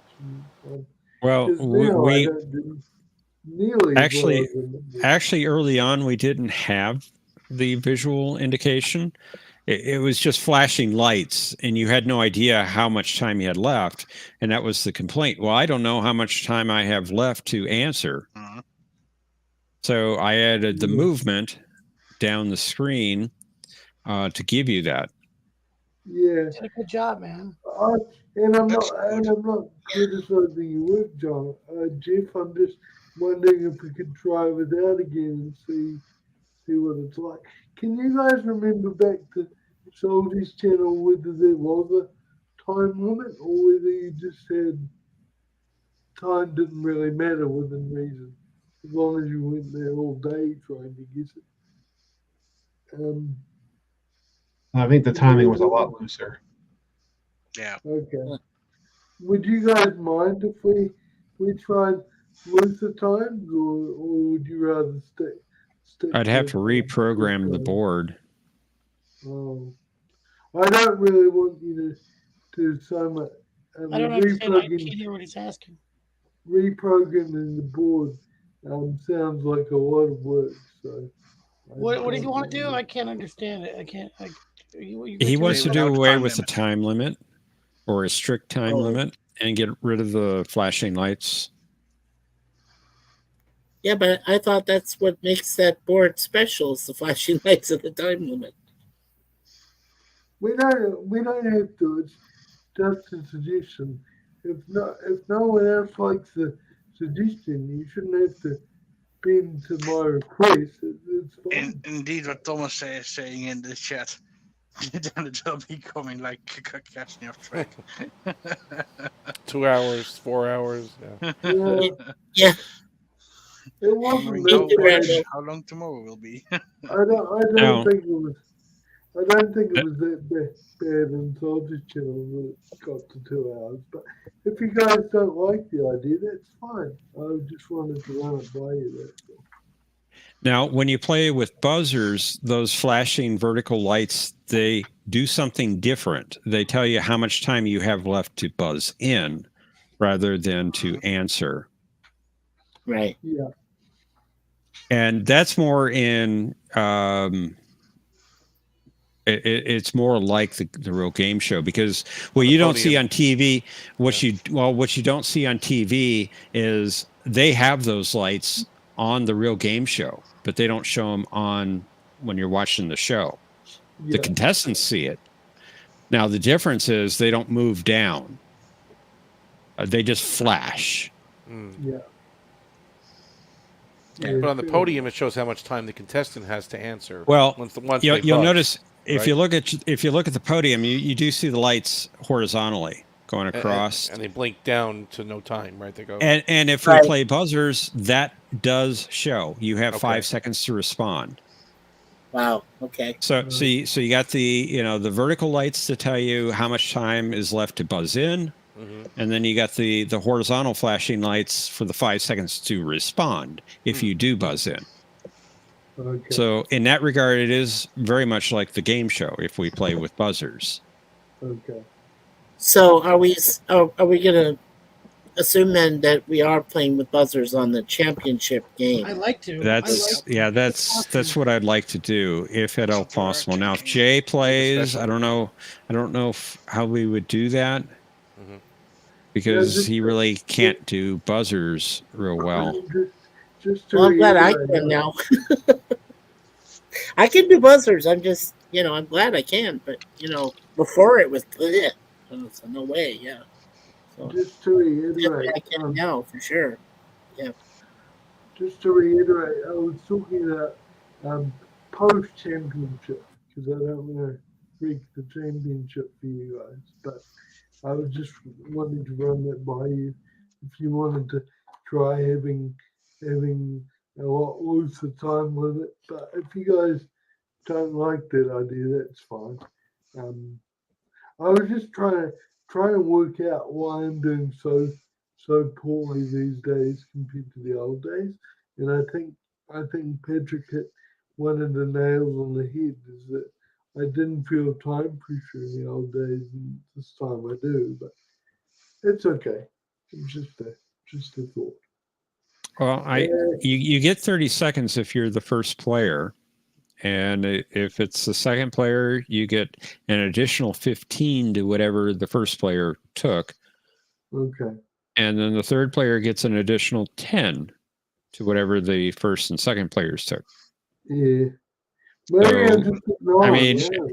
If you think about it, there are 3 boards, 75 clues. If we have a time limit that's not very strict, we're going to have 2.5, 3 hour games. Yeah. And it's going to take forever to get through it. Thomas made that point earlier. Indeed. Yeah. Fair enough. Agreed. Yeah. As of right now, we're going more like an hour and a half or so for the 3 boards. Yeah. That's about right, isn't it, John? Mm-hmm. Yeah. Yeah, about half an hour per game. Yeah. Can anyone remember how long Salty's games were? I can't remember. I don't remember. Were they a lot longer, do you think? Or 45 minutes to 50 per game, I remember vaguely. Okay. Per round or per? No, per board. Yeah, per game. Per game. Yeah. Per game.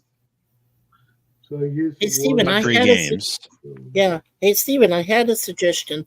Since you live in New Zealand, couldn't we go ahead and have you use a title of Captain Kiwi? I was just thinking of that. Captain Kiwi. Well, we could do, but it sounds more like a superhero name than a person in a plane here. I'll think about it. Bird, that's a little cryptic. I'm not exactly sure what you mean by nothing too slow, please. I think he means T-O. That does sound cryptic. Not T-O. There's nothing that's too slow, nothing that's, T-O-O slow. So he doesn't want nothing too slow, please. So I'm not sure if you're saying you don't want slow games. He doesn't want slow rounds. No, he wants the fast. The way that you guys are playing right now is fast rounds. The way that goes quick. Thomas says, yeah, Bird can't be up for a 2-hour round. Yeah, fair enough, so.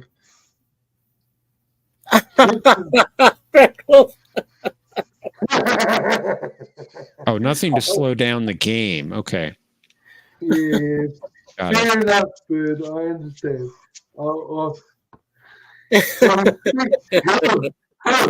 Yeah, that is funny, man. That is funny. And I was able to read that in time. That was funny.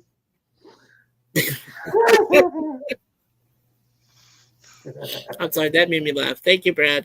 Thank Yeah, you. that was funny, man. Yeah. Yeah. Cool. Right, I was grinning earlier at Omni's Star Wars reference. Let the hate flow through you. Oh yeah, it's flowing all right. Mm-hmm.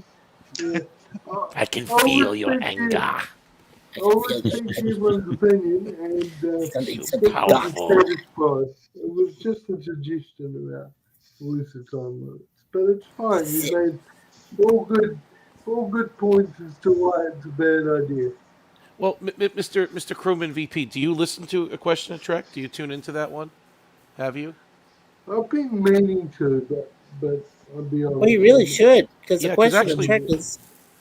It's great. I'd never It's be a able to play it because the time's different, but I've been meaning to watch it pre-recorded, but something afterwards. I mean, if you watch it live, it'll be basically, 11 o'clock your time, I think, right? Or midnight or something. I think it'll be 2 a.m., wouldn't it? Steve, are you the same time frame as Australia? Are you on 16 hours ahead of East Coast time? No, I'm not on the same time zone as any of the Australian states. I'm UTC plus 12. So what time is it for you right now? What time now? So what time right now is it like 15:07. 15? 15:07. So he's 4 hours. Okay, 3:07. Okay. So yeah, it'll be the middle of the night for him. No, no. Oh, yeah. Right. Question of Trek will be middle of the night. Yeah, I mean you can watch it pre-recorded, obviously. AM, right. Middle of the night. Nothing wrong with that. Nothing wrong. You have to say that, Patrick. Yeah, it would be like 3:15 in the morning for him. Yep. Yeah, 3:15. Yeah, you're right. Although I admire your dedication, Patrick, and I don't really want to be a hypocrite. One of the things. Oh no. I didn't take it that way. Of course not. That's good. And I'm glad that I can do that now. But before I couldn't also do that because of other people here and such. So, no, of course. Yeah, it's fine. My carers would get very upset if I stayed up there because they feel like they can't. I think your chronometer is off, Thomas. Yeah, New Zealand is 13 hours ahead of Australia? I don't think so. No. Nope. No. It depends what state you're talking about. But New Zealand. We're about so that they're like 15. We're about 5 or 4 hours ahead of Perth. But that's what we were saying. 15 hours. But the eastern states were only 2 hours ahead.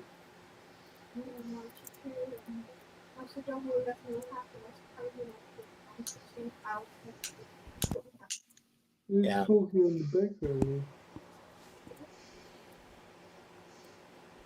It would be Mrs. Mikey. I believe so. Sorry? That's Mikey's wife. Yeah, that's it is. Yeah, right now Eastern Daylight Time is 16 hours behind the New Zealand Standard Time. 16 hours. So yeah, that's yeah. a lot. Yeah. Yeah, that same as Australia is what she was trying to explain it to me. I'm sorry if she was just trying to explain it. No, it's okay. She's welcome. No offense to John, but don't make me do math. Come on. Well, we have one friend that lives in Australia. We have one that lives in New Zealand. Queensland. Oh, I see. And so Yeah. We have a couple out there. I prefer to live in Australia, but I'm stuck in New Zealand. Right. Yes, that's right. Yeah. So 11:15 tomorrow would be 3:15 in the morning your time, the next day. Yeah. There's no way I can do that. Sorry, Yes. guys. Yes. Yeah. Yeah. 13. Yeah. I did my math. I was like, oh, okay. Yeah. No, I did my math. Patrick, are you still keen on sending me those Enterprise DVDs, or not so much now that you know they're just going to go into my mum's fireplace machine? No, as long as they are going to the fireplace, you only get the digital, right? The digital copy. You can't burn that one. We're just gonna go into the fireplace. We'll send you the Discovery episodes. Yeah. And if you have a grill outside, you can actually burn all the episodes on the grill outside. Yeah, the burn them. Michael Burnham. One more week. We don't mention that event here. Yeah, no. Oh, the burn that never happened. Okay, got it. We don't mention that here. That's like the musical episode you don't want to mention either. Or the DMA. We'll talk about that either. At least that one wasn't as bad as that event we don't talk about. I see. Okay. Go ahead, leading crew. Oh, Steve, go ahead. Because you guys have started hate watching season 5 of Discovery. I wasn't going to watch it at all, but because you guys started hate watching it, I'm slowly watching it to try and catch up, although I've been busy, so I'm still quite a way behind, I think. But I do have a question, if anyone can stomach talking about it, about the episode where they went to Trill. Does anyone mind talking about it, or are you in danger of losing your lunch? Well, I've been not watching it, so I can't really help you. Okay. Talk to Mr. Paramount Plus over there. Yeah, great episode. Excellent. Very good. Very high ratings. Mm-hmm. Well, I know Tokyo hate watches it, but he's not here right now. But yes, I'll talk to the Paramount executive. Okay, so in the subplot of the Trill episode, I'll be right back. They had the new first officer having talks with the crew, and he was being very abrupt, and only giving them 20 words and so on, instead of doing it in the spirit of what the captain ordered, was to go around and make friends with them essentially and get to know the crew. Hang on, I haven't got to my question yet. Oh, you're laughing at those comments. Sorry. So my question is, Tilly basically called him out for being rude and took her 20 words or less to insult him. Now my question is, in your opinion, was the first officer right? Because in a military setting you don't always have time to be friendly, or was Tilly right? Because not every situation is a time critical situation, and technically Starfleet is supposed to be a little bit more relaxed sometimes than pure military. So who was right in that episode with respect to Raiders versus Tilly's attitude to the situation? What's your opinion on this? I'm still having a really hard time hearing and understanding you. But I understand you Me said too. Tilly, and you're asking about Tilly and the B story and who was right? Tilly versus Rhino in that beach story, and who was right? I don't really understand what you're saying. So Rainer Yeah, and we're Tilly, trying to and who was drink Rainer? my Yeah. In the episode where they went to Trill, the B plot where Rainer and Tilly were at odds. Yeah, on the Rainer ship. was interviewing the command crew, I think, Because he was and- ordered to. He was ordered to by the captain before she left, needed right? to meet them all. Yeah, and Tilly didn't like how he was doing it. Yeah. So is that why Brad was said that Tilly needed to take a spacewalk without a suit? It's probably me.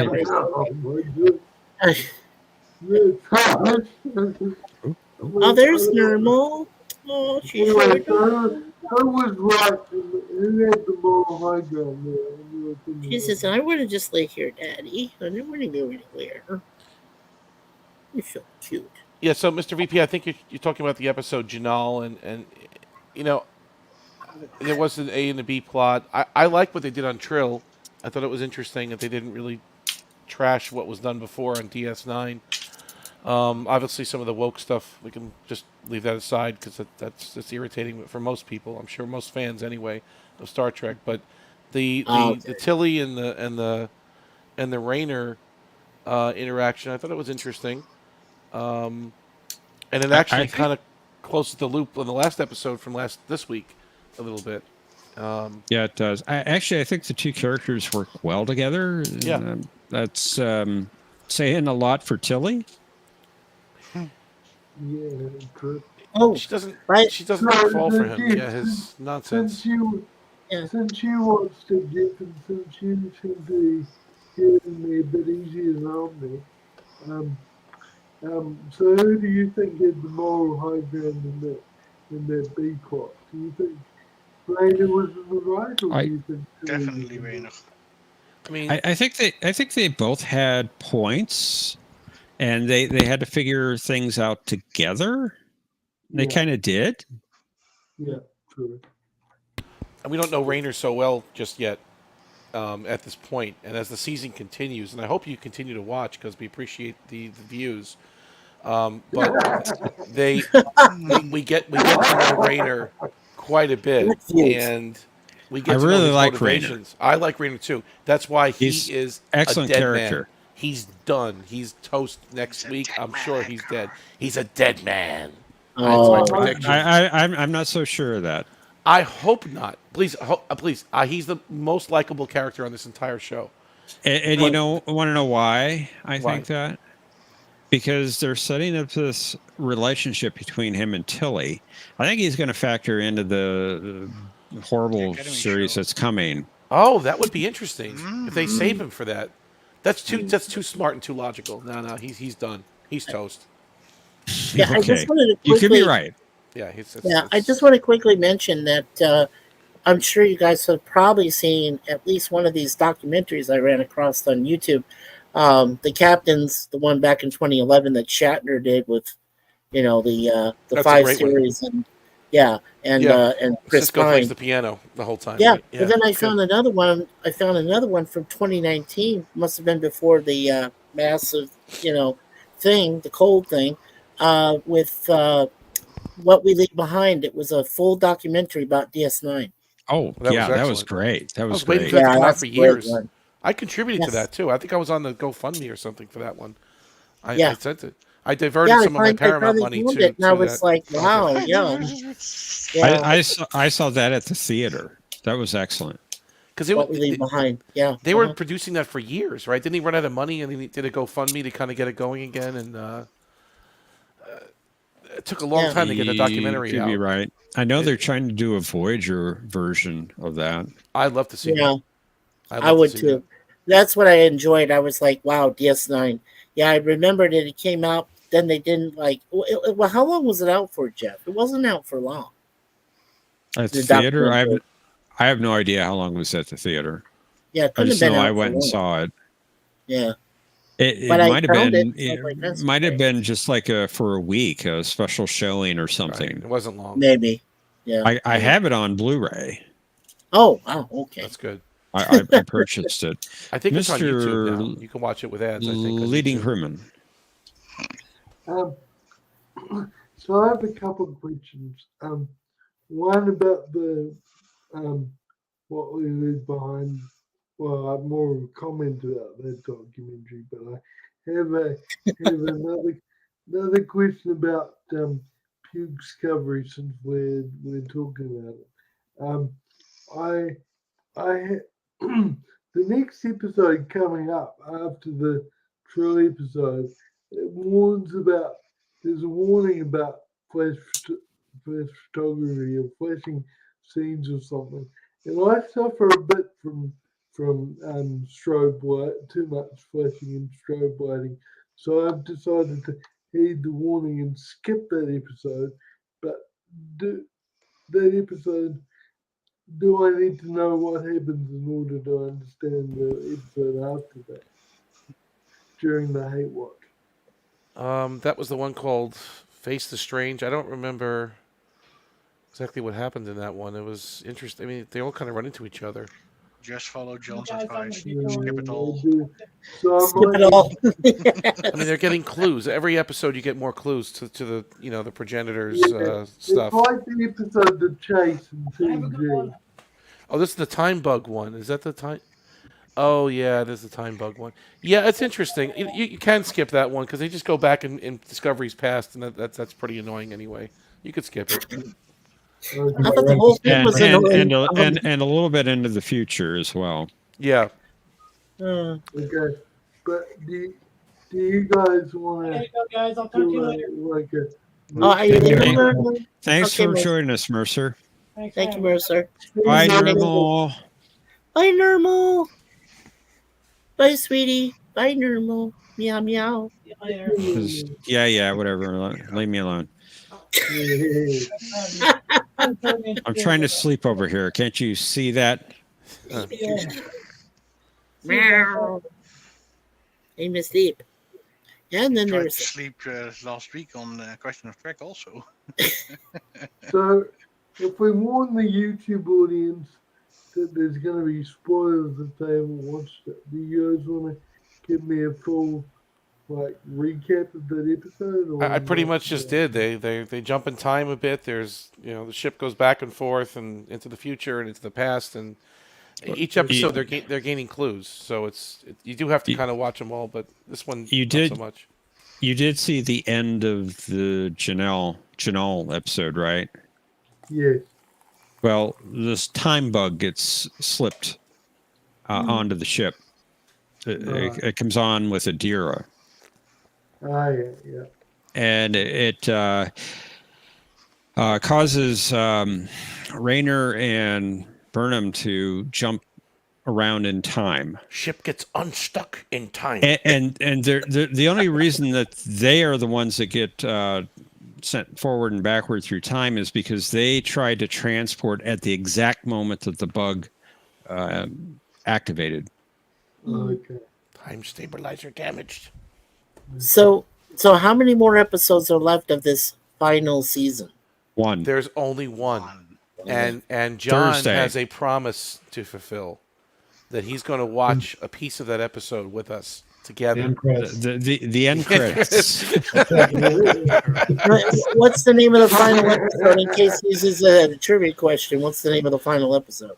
I have to look at it. It hasn't been out yet. It's called Life Itself is the title. Life Itself? So John, Life you're gonna miss Life Itself if you don't watch it with us. I mean, They'll need to rename it to The End Cannot Get Here Soon Enough. Parting is such sweet sorrow. More sweet than sorrow. All bad things. But I wasn't kidding about that article. There really wasn't. In fact, I'll post it on the chat today about how the Nielsen ratings or whatever, which we could say is fake, but it's been the highest it's ever been for any of the Star Trek's new Trek. This Star Trek season 5 of Discovery. I don't know. Picard season 3 was up there too, but they said so. It's like a shame that they canceled the show, and now after it's finally getting where people are starting to watch it. Yes, instead of 5 people watching it, 6 people are watching it now. Well, listen, that's a. Wouldn't you say that that's a 20% increase, Mister? What increase? Yeah, that's why you can say anything you want with statistics. Yeah, you could try that spin them, right? You could spin it any way you want. Hang on, leading crewman. Median, road. Okay, never mind. This is my problem with the concept of hate watching. See, I wasn't going to watch season 5 of Discovery at all, and then people started talking about it, like Tokyo and Mr. Paramount over here. Mr. Paramount. and then you said something about really enjoying one that was an library. So it got me curious. And so There were 2 episodes that I thought were pretty good. So he's the 6th watcher, John. He's the 6th person watching. See, we knew we got an increase. Thank you. I've been watching it anyway. That horrible show. Sorry, Mr. Leading Crewman.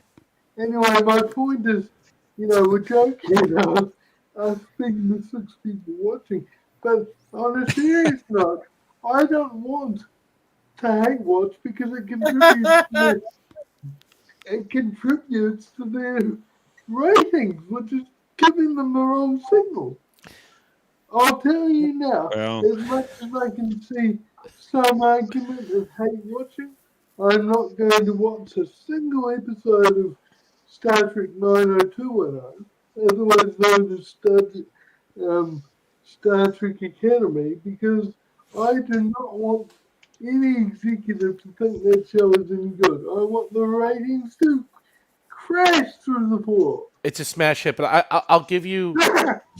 Just let me give you a piece of news. Let not your heart be troubled, Mr. VP Crewman. We're going to spin the statistics either way, whether no one's watching or the whole world is watching. Everything is a-okay at Paramount Plus. We don't give real figures out to the world, so don't worry. Don't worry. No one's going to know. They're not going to know. We want to hear Academy's ratings. That's pretty true. That's pretty true. They're going to spin them one way or the other. That's a good point, though, that Brad Wolf makes. That probably should be the name of the last episode instead of Life Itself. Good riddance to bad rubbish.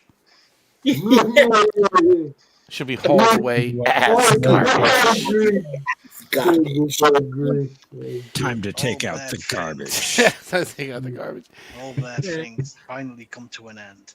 Yeah, but it is getting better, and I guess the ratings are reflecting that. Whether that article's true or not, I have to find it. Oh yes, Brad Wolf, that's torture. No, I've been very critical of the show. All kidding aside, I've been very, very critical of Discovery. It was literally unwatchable seasons 1, 2, 3, and 4. And finally, something happened. They relaxed a bit. They focused more on the character. I don't know what they really did different. I have to go back and analyze it. But it's barely passable Trek now, as opposed to just complete and utter junk like it was seasons 1 through 4.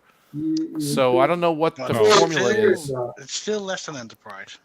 Yes, that's what I'm saying. It's barely passable. It's barely passable Trek.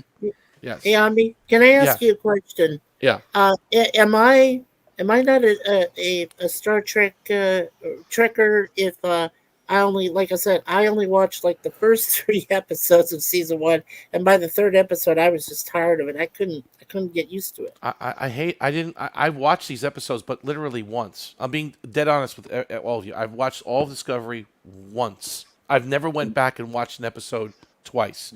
On Strange New Worlds, a couple of them I watched twice, especially the musical one. Just for morbid fascination. Why? Morbid fascination. I thought the musical one was The Lost Memories. I thought somebody just threw that away in a dumpster fire or something. I liked the Gorn Hegemony episode, the season finale. I liked that one. There was a few I watched. So those I've kind of watched over. But Discovery, I've not watched one episode twice. Not once. Yeah. I'm probably going to have to eventually, although it's so bad. It's so bad. It's like I'll give you a comparison. I would say I'd watch Spock's Brain 10 times before I'd even watch one episode of Discovery. Oh, no contest. Yeah, no contest. Yeah. I know. No, that's fine. But I tell you what, I'd watch Threshold. Threshold. I'd watched Threshold 5 times before I even watched the 90210 series coming up. Well, look, the thing about Threshold, a lot of Yeah. it's pretty good. A lot of it is pretty good. Yeah. There's Just some the really end. bad parts to it, but No. Well, I mean, I if, mean, it if is Rayner an Emmy is in that show, award-winning episode. it is. After all, but if Rayner is in I Starfleet thought Academy, was that would make it very interesting to me. What was that, Steve? What's that? I didn't catch the last thing. Did they actually win an Emmy? I thought that was always a joke. Did they actually win one? yes, they did. Oh my goodness. Of all the episodes they could have given an Emmy to, they gave it to that one? That's why it's almost a joke. Yeah. It was for makeup for the how they made up Tom If it was just as for he was makeup, transforming. Yeah. If it was just for makeup, yeah, fair enough.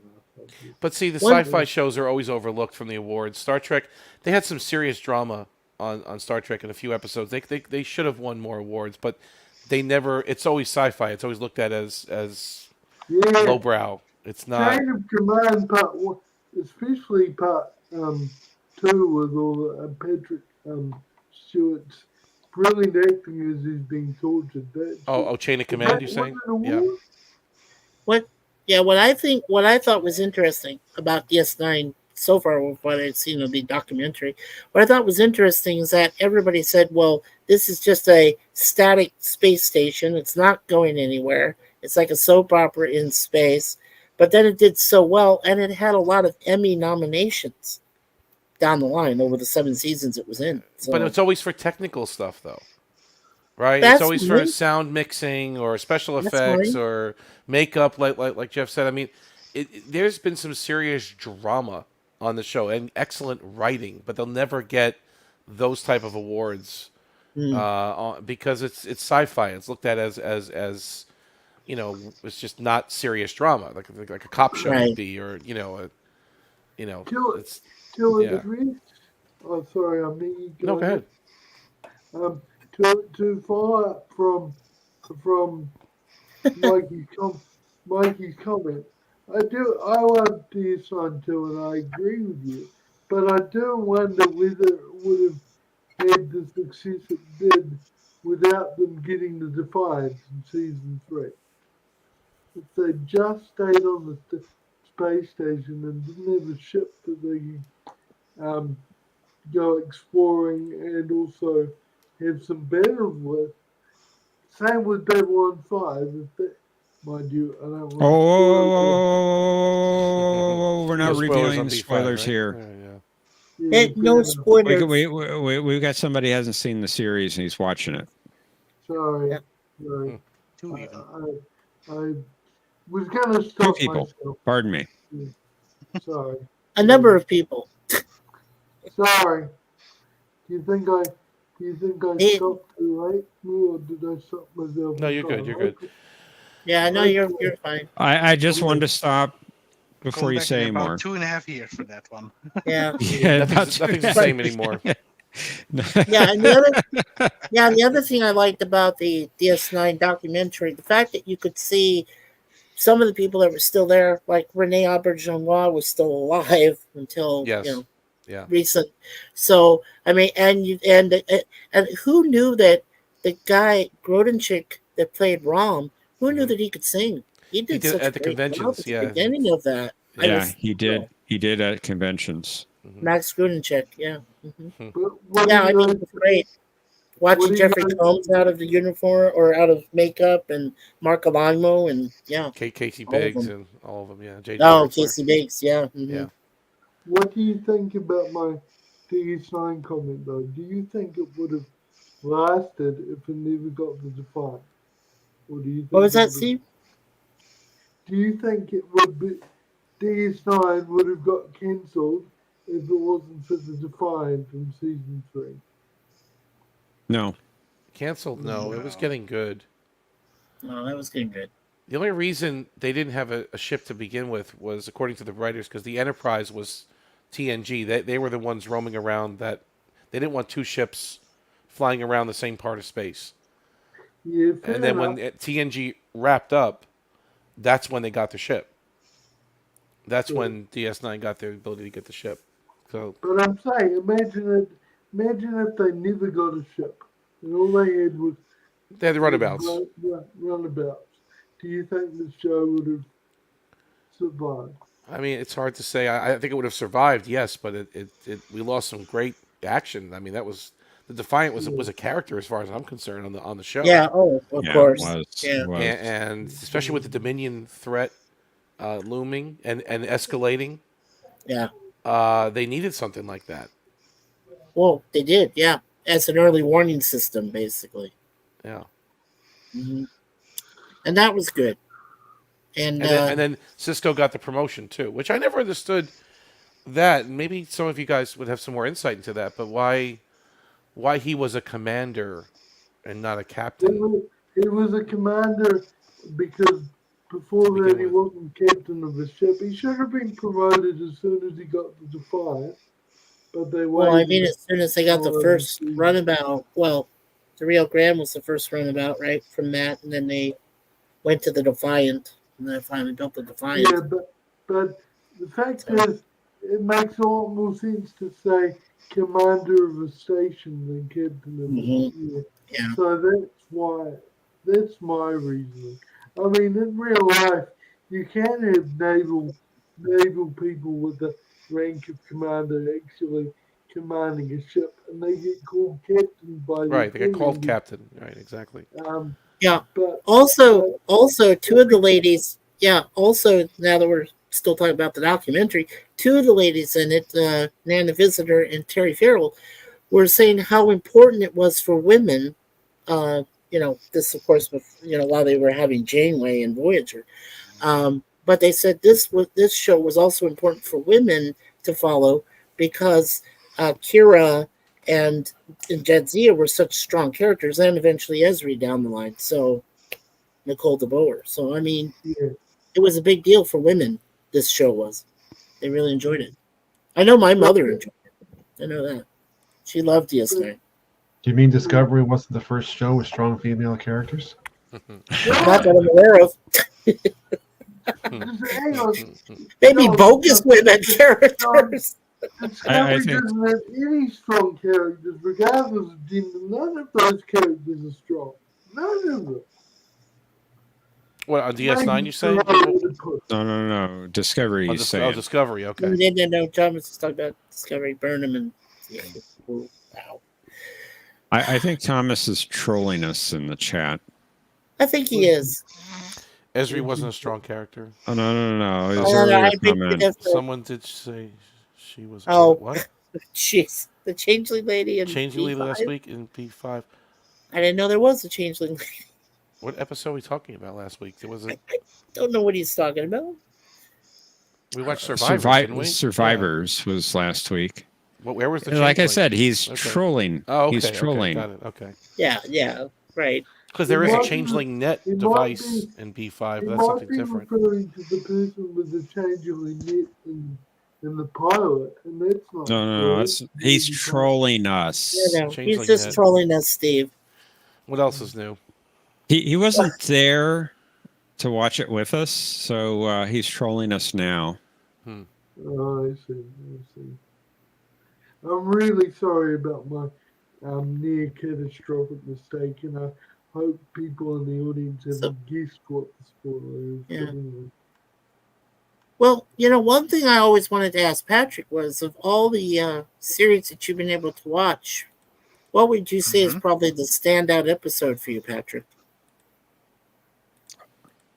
Discovery? One that stood out to you that you would probably watch again and again and again. It's like we're at a convention and you're asking the actor, what was your favorite episode that you went to? From all the series. What does Star Trek mean to you? Yeah. Well, I mean, any of the series, Patrick, what was like one episode you plainly like you thought yes, like best episode ever written? Trying to think about it. Year of Hell. What was it? Night. Yeah, What was it? Right. Nice one. What was it? I would say, and it is controversial, I think, but Message in a Bottle, Voyager. Ooh, That is a good one. yeah. Is that the one with the Andy Dick. Yeah. Andy sorry? Dick, Yeah. That was kind of a fun one. Oh yeah. No, but the end was really critical when Janeway finally spoke to, or got the message across, right? When they finally. Yeah. Where the doctor went to the Prometheus. And when Yeah, he comes back. Split apart. The one with the Prometheus. Yeah, the one with the Prometheus. That's Yeah. That's one I always liked and which I had on a videotape, taped from television, and watched the most times. Oh. Yeah. That's a good one. Yeah. No, that's actually a very good one. Yeah. Well, you guys know my answer. Greatest episode I ever saw. I'll watch it every single time I get a chance. That's a real fun, humorous one. Yeah, it's hilarious. It really is. I love Norman. And also for me, it has a close tie with the Pathfinder. Mm-hmm. Oh, that's a Because good I one had too, also that one taped and watched it very many times with Yeah, Mr. Murdoch. Yeah, because And it was I have to emotional at the say- end. Yeah, it's true. It was Yeah, a good and one. I have to say, second place for me would probably be every mirror episode that comes from every series that did it. That did a mirror. Every episode. one, some of them were pretty bad. Well, not all of them were bad. Especially, I said some. Oh, In a Mirror Darkly is probably a great one. I Oh, love that's that. that's That is very, fantastic. You very mentioned good. that tonight in the game, and I was like, yes. In a Mirror Darkly 1 and 2, yes. Pattern suicide. I mean, who wouldn't want to have Hoshi Sato become Empress? I can think of one person in particular. Yeah, Oh, yeah? he's right next to you on the screen. And it's not me. No. It's not me. I can think of two people then. Oh, the Okay. pain. You're right, John. There are two people. Now, But I That'd be do more like pres- the original, the classic Murmur. I mean, that is the well, quintessential what about Murmur. you, Steve? Steve, same question to you. What is like one Star Trek type episode that stood out to you among all the rest? And from any series, you can pick any series you want. Really had to pick just one, but Yeah, just one. I know it's hard. There's so many.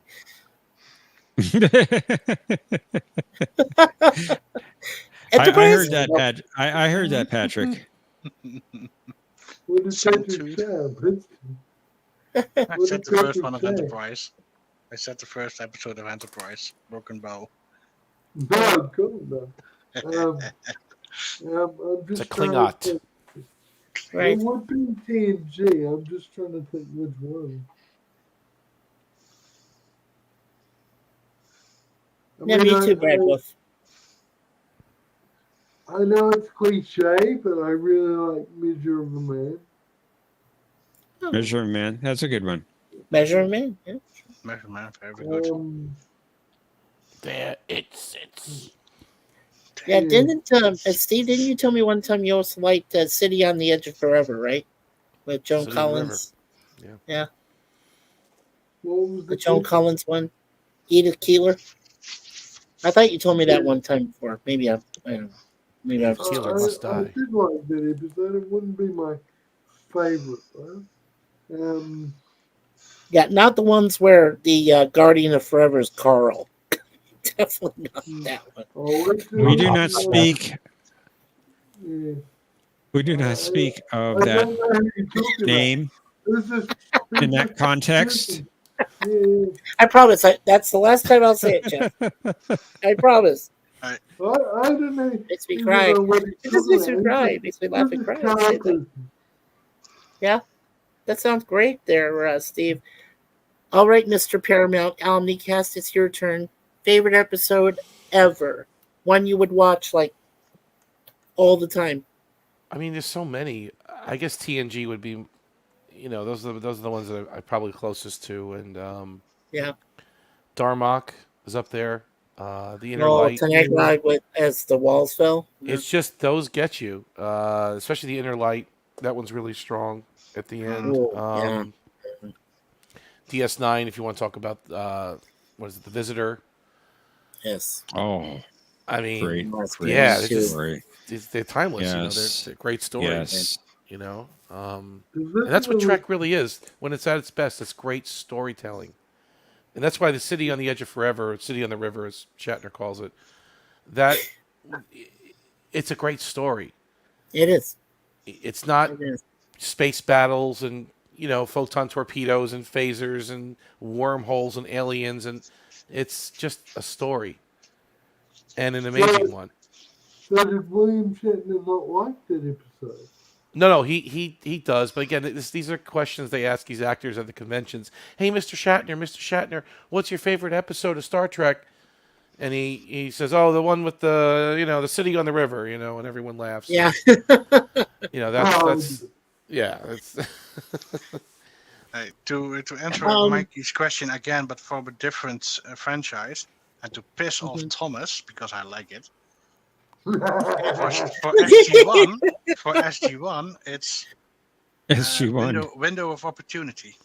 You know what? I actually like when it comes to Voyager. There were 3, I believe, that I really liked when they had the one in Fairhaven. I got to say that I had fun with that. Bride of Chaotica obviously is hilarious. Black and white, and I love it. And I have to say Unimatrix Zero. I really liked Unimatrix Zero, having the different species and stuff. I thought Dragon's Teeth was a good one. Pick one, and you should list off super. I'm only kidding. Yeah, those are good. Hey, Jeff, have you ever said what your favorite of all time is? Have we ever asked you what your favorite Star Trek episode of all time is? Any series? Well, I'd have to go back to the original series. Mm-hmm. And it's the episode. It's the episode that made me a Star Trek fan. I was Spock's brain. No. Good call, right? I'll be sure. Yes, you got it. It's the Doomsday Machine. Okay, no. Hey, Brain, what's Brain? The Doomsday Machine. I had watched Star Trek, once in a while, on and off, before seeing that episode. I was up on a Friday night. One of the local stations played it at like midnight or 11:30 or something like that on Friday nights, and that episode came on, and I was captivated.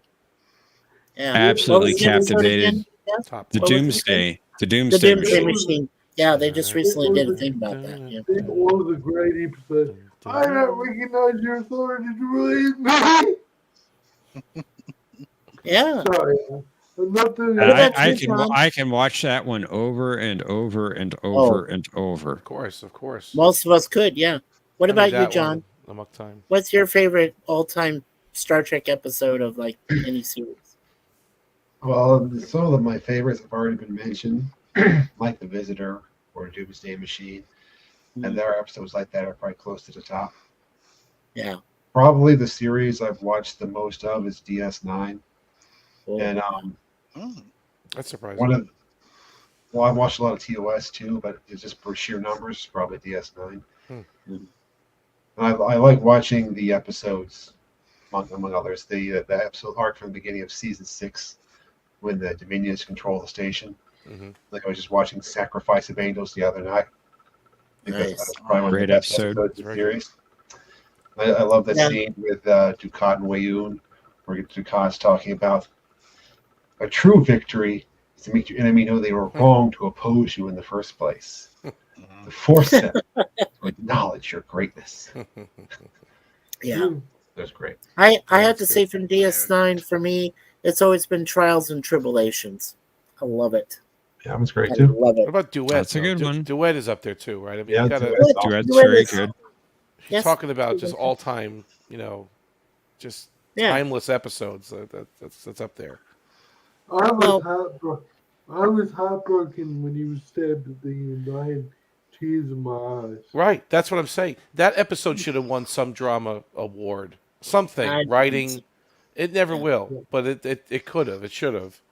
You know, I mean, it's just great television. It was great writing. Great What acting. was Omni, what was the name of the one where Janeway and Paris turned into salamanders? I don't acknowledge that episode, but I think it was called Threshold. Threshold. The Emmy okay. Award-winning. Emmy Award-winning Yeah, Threshold. Threshold. Use the full name. Yeah, Emmy Oh, Award-winning yeah, yeah. Threshold. Right. Yeah, so I guess you would say Threshold is like the equivalent to Spock's brain, pretty much. I think Spock's brain is better than Threshold if you're going to rank Oh, them like okay, that.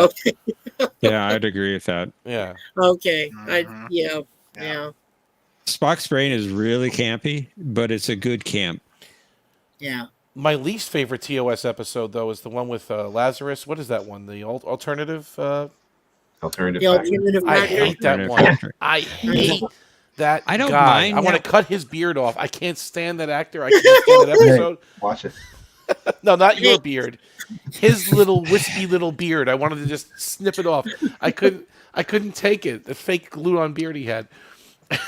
It was so The story terrible. wasn't that great, but it doesn't bug me that much. Oh, I can't watch that episode. I can't watch it. The Icarus Factor. I think besides yeah, Spock's Ambush brain is- for me, yeah, I think besides Spock's brain for me, I think the one that I like laughing at is Shore Leave. Every time that Kirk fought Finnegan, I was like, Finnegan. oh, there we go. Finnegan. You said Icarus Factor, Patrick. What's wrong with Ambujitsu? Come on, man. That's I just The don't highest like evolution Kyle. of martial arts. it's. Yeah. It was cheesy though, right? It was a cheesy acted episode, right? It was like a soap opera almost. Most of it. Yeah. Yeah. Thank you, gentlemen, for answering my question. I just it helps me get closer Then to you guys. again, the episode that most disturbs me Wow. Yeah. is the one with Riker that he thinks that he's in the asylum. Yeah, that's a good one. Was it Yes. Frame of Mind? What was it? Frame of mind. Frame of mind. Yeah. I had nightmares after What to that. think, what to say, what to eat. Oh man, with that door, that stage door. Urgh. While I was I'm back not in Ward crazy. 47. Yeah, 47, right? Mhm. Yeah. I'm not crazy. Then of course there's that moment that what was the name of that Q episode that Q lost his powers, John? Q something? Deja Q. Deja Q. Deja Q, that's it. Well, that's what makes me laugh so much. Not only did he say, I got my powers back, and he's got an actual mariachi band on the bridge, but then he makes Data laugh. Classic. Much better Well- when he flashes in. Red alert. Yes. Yeah. Another Okay. disturbing episode for me is from the same season of TNG. It's Schisms. Oh yeah, Schisms. schism.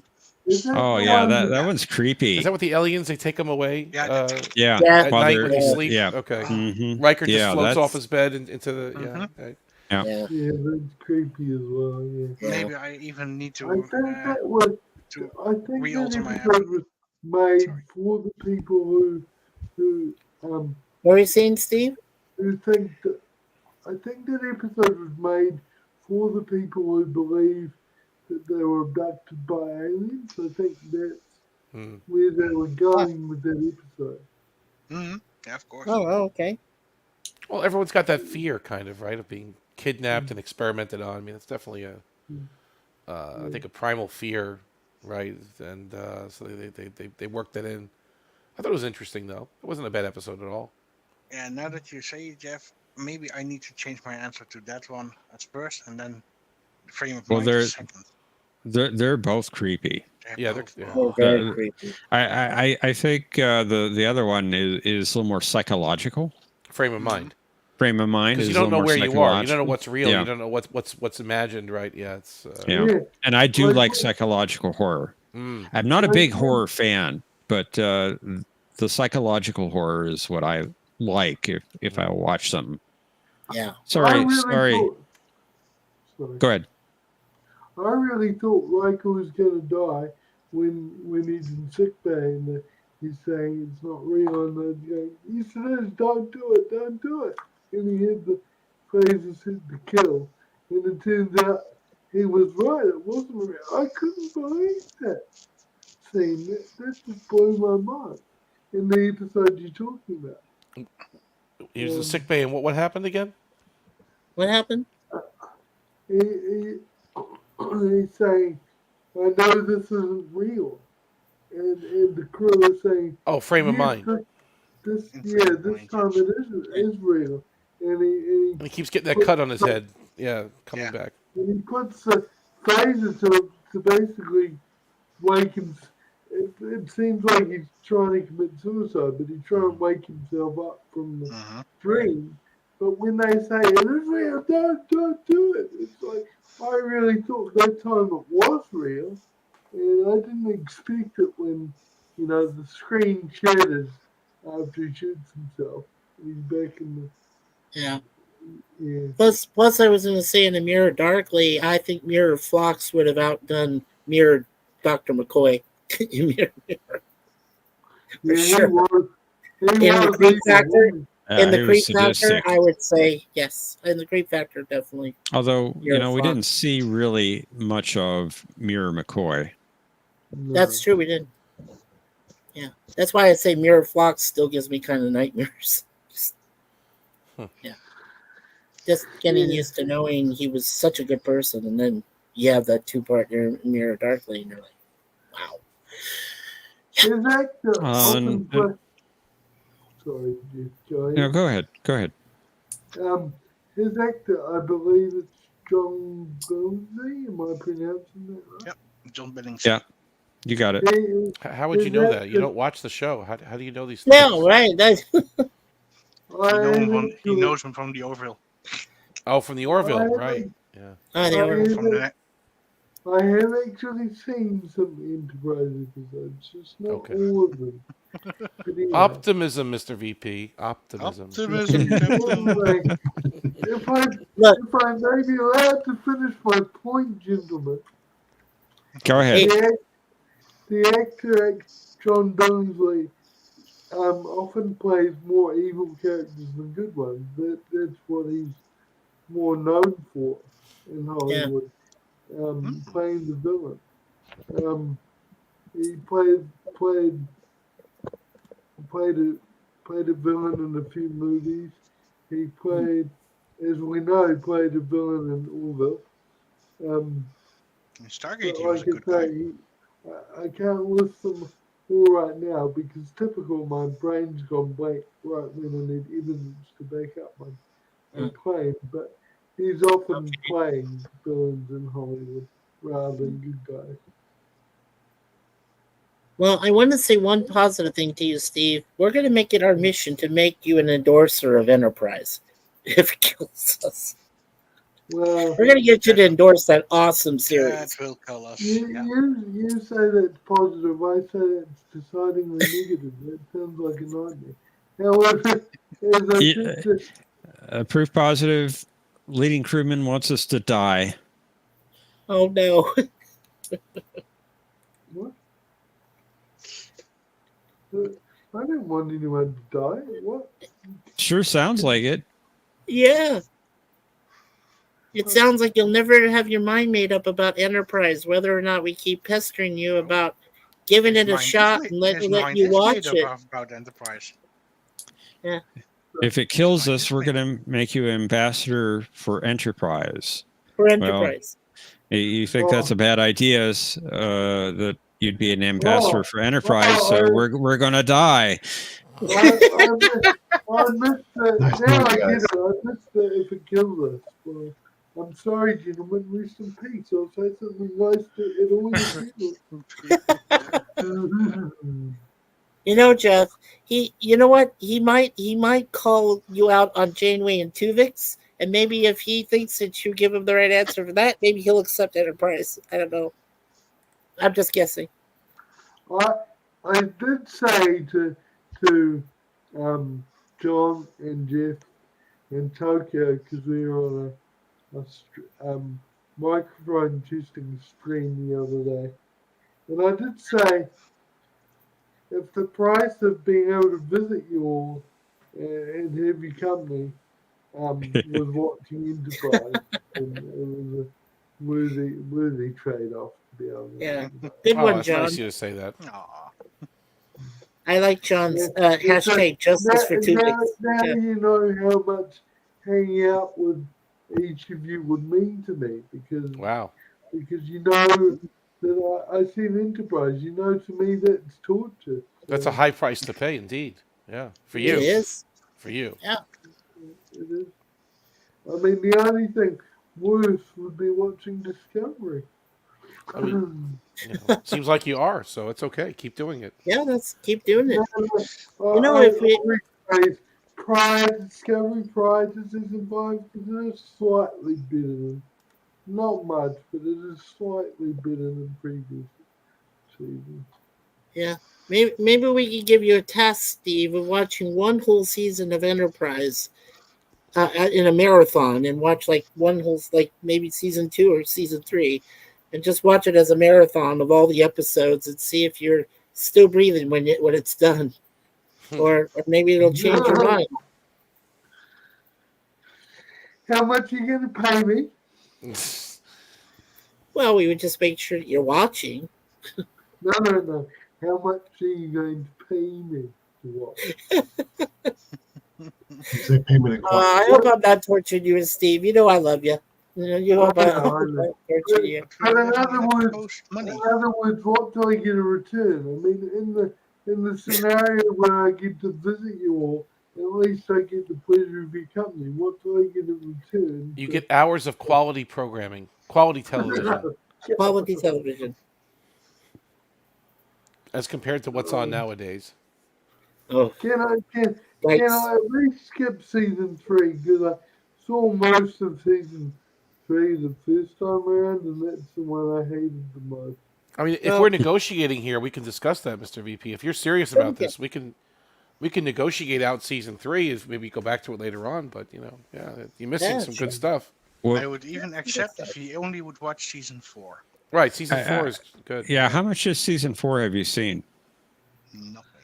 I thought I'd seen all of it, but the way you guys are talking about episodes and quizzes that I can't even remember. I don't think I think there's gaps in my viewing. Okay. I can definitely. I watched that horrible one with Ben Spiner as yet another Soon relative. Borderland. Yeah. What was it? It was called Season 12, wasn't it? I watched the ones with the Robocop actor, and I actually enjoyed those because I love what's his name? Brett Wheeler? Peter Weller. Peter Weller. I love Peter Weller. So I enjoyed those. Yeah. I had the grave misfortune of seeing the Nazi episodes. They were just awful. Stormfront? Yeah. With Vosk. Well, John also makes a good point about that most of what is on today is just not good.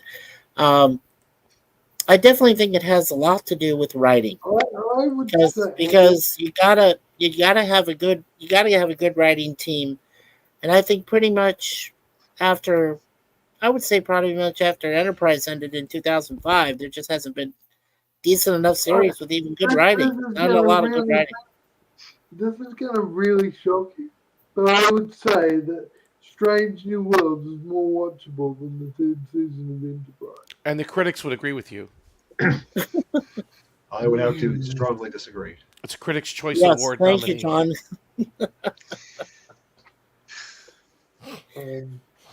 I'm not a huge fan of Enterprise season 3, but I felt it's light years ahead of anything in Strange New Worlds, Discovery, etc. Yeah. Okay. Fair enough. I knew it would get a strong reaction. Well, would you say, John? Wayne way is the correct way? God, you deluded. You poor man, John. I would say we definitely need better writers. Wouldn't you agree, John? Omni? Patrick? What needed better writers? I'm sorry? We need better writers if we're going to have any successful series. Once, mean, like you said, once STD goes off the air. I don't want to see any other Star Trek at all, period. They're now talking about yet another movie that's yet another prequel redoing First Contact. It's like, why? Why? What was redoing First Contact? What do you mean? They're now thinking of developing Paramount. I'm surprised the executives haven't told you that. Well, I must have not went to that meeting. What did you hear? Fall asleep in the meeting, did you? Anyway, Paramount are now developing a new yet another prequel movie that's supposed to go over humanity's first contact again. I don't know if they're gonna say it's the Vulcans again or a different race, but they're going to redo the concept of first contact. I read an article that they are working on a new movie and that it is not the Kelvin universe. They're very clear to say that it is actually. They're going to do yet another reboot. I'm tired. Well, what they're trying to do is tie it in, I think, to the series, which is the main universe. And it's still going to be around the Kirk time. The way I understood it is it was going to be the beginnings of Starfleet. Okay, but the Prime universe, not the Kelvin. Well, it wouldn't matter, right? Because Kelvin came after those. Yeah. I see what you're saying. So are they thinking of doing some just before Kirk shows up on the scene, like before? No, it would be before Enterprise. Oh, they're going to mess with Enterprise then. At that point, they're going to destroy Enterprise. Well, that'd be the only upside, but I still don't want to see it. Oh, God. Oh, so then it will be free Enterprise, but still have the I'm tired. Whoops. What happened?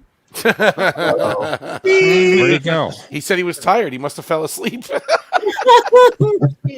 Oh, there he is. Hi, Steve. Welcome back. Go ahead, leading crewman. Go ahead. I mean, I think you'll agree with me at this point. I'm just tired of them reinventing the wheel all the time. Enough with bloody prequels. If they're going to do anything, can't we have something decent post-Nemesis? I agree with you. Like Picard season 3. And 2. Or in that kind of direction. Yeah. Sort of in that direction. They have something with brand new characters. I'm just so sick of it. Either let Star Trek die with and tone down the messaging. That would help. Yeah. And that's the formula. You know, Star Trek has a formula that seems to work. And the reason why this last season of Discovery is working, because they didn't turn off the messaging, but they've turned it down a little bit. Yeah, just enough they had one to episode that was horrible, but okay, yeah, there of course. A little bit, but not. Have they even mentioned? Yeah, have right, they even but once? then the good stories has a chance to surface at that point, you know, and the character development. That's what makes Star Trek really work. It's about the characters, good stories, a moral. Yes, some action and space battles and stuff. That's part of it. Mm-hmm. But the best episodes we just mentioned, our favorite episodes, not all of them had major space battles, right? No. Just go for the character development. Right, they were good stories. Character and good stories, right? Yeah. It didn't have to be about battles and shit. Yeah. No. But just a remark. Right? Discovery, character development. I still don't know who is on the bridge of that ship. They're nameless to me. I don't know who they are. And except for Reese. And the two that were flying it, they're gone. They're flying the Enterprise back. The ISS is flying back, right? Yeah. How long does that take to fly that ship I know. back to headquarters? They're on impulse. They're still limping their way back home with the ISS Enterprise, right? Back there for the next 30 It's going to take centuries, huh? Yeah, right. Impulse. Yeah. Wait. Oh, here's a good question for you, Omni. Have they ever considered during this entire final season of Discovery? Have they ever thought that any of the episodes were woke, like the woke thing we have? Well, that's what I'm trying to say. I think they've turned it down. It's not gone. It's there, but they just dialed it down a little bit, enough to let some good stories surface. Okay. And the two characters, Mal and Locke, I like them a lot. The two anti-heroes, if you will. Yeah, they are good characters. They're really good. They're really good. Like I enjoy, and even Book is doing good this season. Like he annoyed me the previous seasons, but something about he annoyed me in season 4. I thought he was pretty good in season 3. True, 3 he was good. 4 he was the only good the character in 3. Yeah. Okay. I'll take that. Although Vance was. Yeah. Okay. Yeah, all right. Maybe Van. Although the guy with the glasses. What's his name? Yeah. He's pretty cool. What's his name? The Starfleet intelligence guy. Whatever his name is. I'm mad at him. Yeah. But Book did really good this season. Like really good. Like every time I see him, it's getting better and better. I'm like, I'm gonna almost miss this guy now. You know, and I wouldn't go that far. Well. He's not unlikable now. Like he's. I agree, but I'm not. You saw him last episode. He was rolling up his sleeves. He's fixing stuff on the ship. Like he's jumping in. I'm like, all right, I like this guy. He's doing something. He's trying to help. Tech support. What's that? He's tech support. Tech support. He's the tin dog. And I almost kind of want him and Michael to end up back reference. Together. Yeah. But I don't know that's going to happen either. They're not going to end up happily ever after that. That's for sure. K9. K9. Yeah, okay. Then I got it. Yeah. There. Now that fits me. Remember Mickey said, "I'm the tin dog." I'm the tin dog? Yeah. No, not you, Mickey. Oh, Mickey. In Doctor Who. In Doctor Who. The boyfriend. I'm the tin dog. He said. The tin dog. Because he realized he's kind of the tech support for the Doctor and Rose. Indeed. Yeah, there's hope though, Mikey. There's hope. I think and everyone hates Strange New Worlds because it keeps messing with continuity on TOS and all that. I get it, but there's hope if they can do the same formula over there, and maybe go to a different part of the quadrant with different aliens and stop messing with Ken and stuff. Just go somewhere else and explore another part of the Alpha Quadrant. There's hope. I mean, there's some good stuff there, I think too, but they have to work at it, and that's all we got left. And then we'll have nothing to talk about in 2 years from now, when Strange New Worlds is over. We'll have nothing to talk about, nothing except the old stuff. That's true. That's true. Sci-fi series franchises out there, we don't always have to talk about Star Trek. I don't see any problem with Star Trek finally ending. No more. Because what they're tuning out now is just... No more. No more. Sorry. well, you got to see my point, right? It's gone for how many years now? Let them die. I'd rather have it... Let them die. Let them die. Just let it. Don't trust them. Don't believe them. Let them die. Die with dignity, but I don't want to get drag on even with. I'm just tired of it. What do you mean? Oh yeah, right. With Kirk's hatred for Klingons. Yeah. Unless they do a really good series post Nemesis, I'm done. I'm just tired. Well, we all understood his reasons by the time they reached undiscovered country. We all understood why Kirk wanted the Klingons dead. Let them die. Now, I understand that not everyone would agree with me, but I do like Prodigy. Yep. Star Trek Prodigy.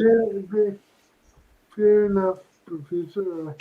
I'm sorry. I've never seen it. I've never seen Prodigy. I'm sorry I keep forgetting about Prodigy. It's just because I haven't seen it much. And But as far as I'm concerned, after, sorry. Go ahead, John. Forget about it. As far as after we get the season 2 of Prodigy, which I still want to see, I think it would be fine if Star Trek just took a break for a few years at least. Mm-hmm. Yep. Oh, I agree. But they're talking about the movie now, right? Of course they are. Section 31. Oh, they've been talking about a new movie for a long time. That's true. Every couple of years, an article comes out. Quentin Tarantino was supposed to be doing something, and then this other director was supposed to be something, and they just keep it. They keep it. Oh, Chris Pine and the cast want to come back. Right. Yeah. Okay. Though, Omni, I wouldn't have a problem if Quentin Tarantino did a Star Trek film. I wouldn't have a problem. I would. Yeah. Why? Also. Why? Because it would make a farce out of it? It would be a farce. Because of the types of movies he makes. Oh, I see your point. It's not Star Trek. Oh, okay. No. Although what we're getting now, a lot of that is not Star Star Trek either. But we don't know that though, right? I mean, Hateful Eight was an interesting movie. I mean, it was kind of a Western story, and I hate Sif Dan. Yeah, no, I love Hateful Eight. We have it. It's a great film. He can do genre. He could do stuff like that. I think I don't know. Yeah, but he was quoted in saying that he wanted harsh language and right. Okay, that's not Star Trek. That's not Star Trek. You're right. Graphic violence and that sort of thing. No. Yeah, you're right. That's just Hateful Eight in space. In space, yeah. Yeah. Bleeding Crewman. Good call. Yeah. I just want to. Once Upon a Time in Hollywood. Yeah. Well, I've seen that too. Hey, hang on. Bleeding Crewman. Patrick might not have thought that I noticed, but I just wanted to notice that as soon as he changed into that horrid uniform and called himself Archer and started quoting that horrid song and his tagline, I noticed straight away. I was just ignoring it and carrying on with the conversation. Who did do that? Was it me? Sometimes I'm going in the settings and then I'm thinking of switching and then I cancel it out, but then it did switch. It's just stupid. I do like your Archer. Yeah, that's cute there, Patrick. Yeah, hi, Cynthia. I'm saying I did notice your attempt to wind me up. That's much better, see? Much better. Get rid of Archer and It's a Long Road. What was the last thing you said, Steve? Get rid of Archer as his name and It's a Long Road. It. No. Put it back. I like it though. It's been a short run. I like it. Hey, Steve, what do you think? Steve, what do you think of mine? Hardcore Vet and Mud, Star Trek Ultravillain. Yeah, he's cool. If I did watch some Enterprise, because we were negotiating, another thing I'd like to add in is that I would have to fast forward that song every time because I cannot stand that song. Yeah. I skip it too when I'm watching. See, we agree. Oh, John. Why are you saying John? I agree with him. Well, you agree with John just for 2 weeks. I think John will agree with me on this about 90% of the time. I do agree with John. That sounds about right. Yeah. On that, I don't. You got to have the theme song. It fits to me. It fits the series. Okay, to me it's painful. I mean, it's not quite as bad as a ginger straw, but almost. Yeah. I mean, I skip most of the intros at this point. I've seen them all before, so it's not like I watch any of them anyway. Oh. Okay. You hit skip, right? The button says skip intro. You hit yes. You hit the button, right? I'll skip the Discovery theme. I like the Discovery thing better than the Enterprise. So thing. get this episode over with. I like skip. But the music is good though. The graphics are silly, but the music is pretty good. I like the theme song of Discovery. Yeah.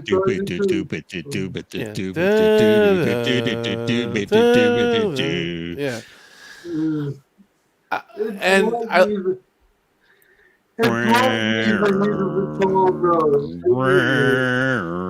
right. It's a little depressing. It's a little bit of a depressing tune. Yeah, I know it's a little darker. Yeah. The only part I like is the dun, dun, dun, at the end. Now, interesting fact with that, I watch it always with the captions on. And if you watch that intro with the captions on, it says Star Trek theme playing. Like so. Yeah. So the first of it wasn't the Star Trek theme, but then that's the Star Trek theme at the end, right? The fanfare, and the ship flies by. Yeah, and my buddy Sipdan does make a good point that in A Mirror Darkly, you have to love the intro. Like it's just instrumental, but it's because that's great. Because it's the Parent Empire. Yeah, it's very good. Yeah, the intro. I'll agree with you there. I love the intro to Mirror Darkly.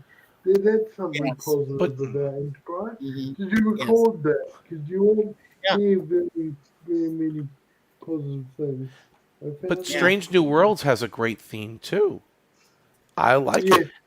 Yeah, that's the only part of that show I like. Right? And at the end when they play the little Star Trek theme at the end, it's pretty cool. Their theme is pretty good. I like it.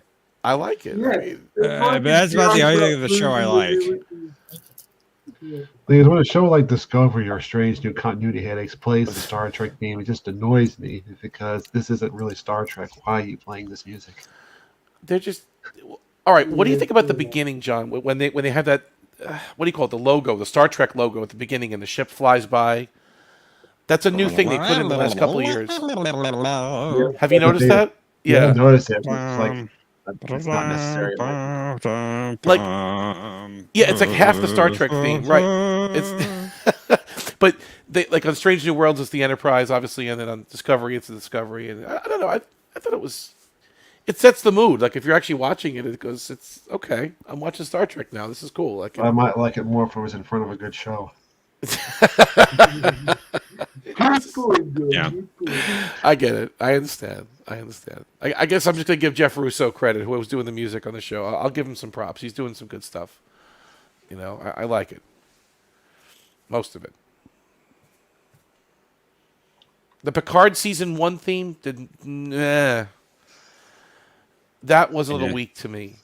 Although with the inner light thing, I don't know. I didn't. Yeah. Picard. It's depressing again too, right? Wasn't it? It's like a depressing song. It was. Picard all over is pretty weak. I mean, people say season 3 is really good, but that's only because season 1 and 2 are really, really, really, really bad. Yeah. Sci-Fi Sith Dan, I never said I was a Discovery fan. In fact, there's only like 2 episodes of the whole series that I think are any good. Maybe 3. Out of 5 years worth of shows. Yeah. 5 seasons. 5 seasons, 10 episode seasons, whatever they are. Yeah. The first season was like 15 or something, wasn't it? Oh, was it that much? Okay. Yeah. They added like 2 or 3 episodes. It was originally going to be like 12 or 13. They added a few. Oh, for the whole Mirror Universe shenanigans and all that. Yeah. So, with Puke Discovery, say it right, Puke Discovery. Season 5. I've just seen the trill episodes. So how many episodes have I got to go? Well, I think you're on episode 2, or 3. I think you have another 6 or 7 to go. 3, I think. Right, 3, yeah. So it's not that painful. I mean, it's only 10 hours worth of. Okay, and remember, it's painful in spots. It's painful in spots, that's for sure. Very painful. It depends on your tolerance for pain, right? Your threshold, your pain threshold. You know, in that total of how many I've got to go, are you taking into account that I'm skipping one because of the warning about the flash photography, which I can't handle there? I mean, yeah, it's a serial story, so they get clues in each episode. So it's interesting to watch it. I know that. I'm saying in the remaining ones. Did you remember the?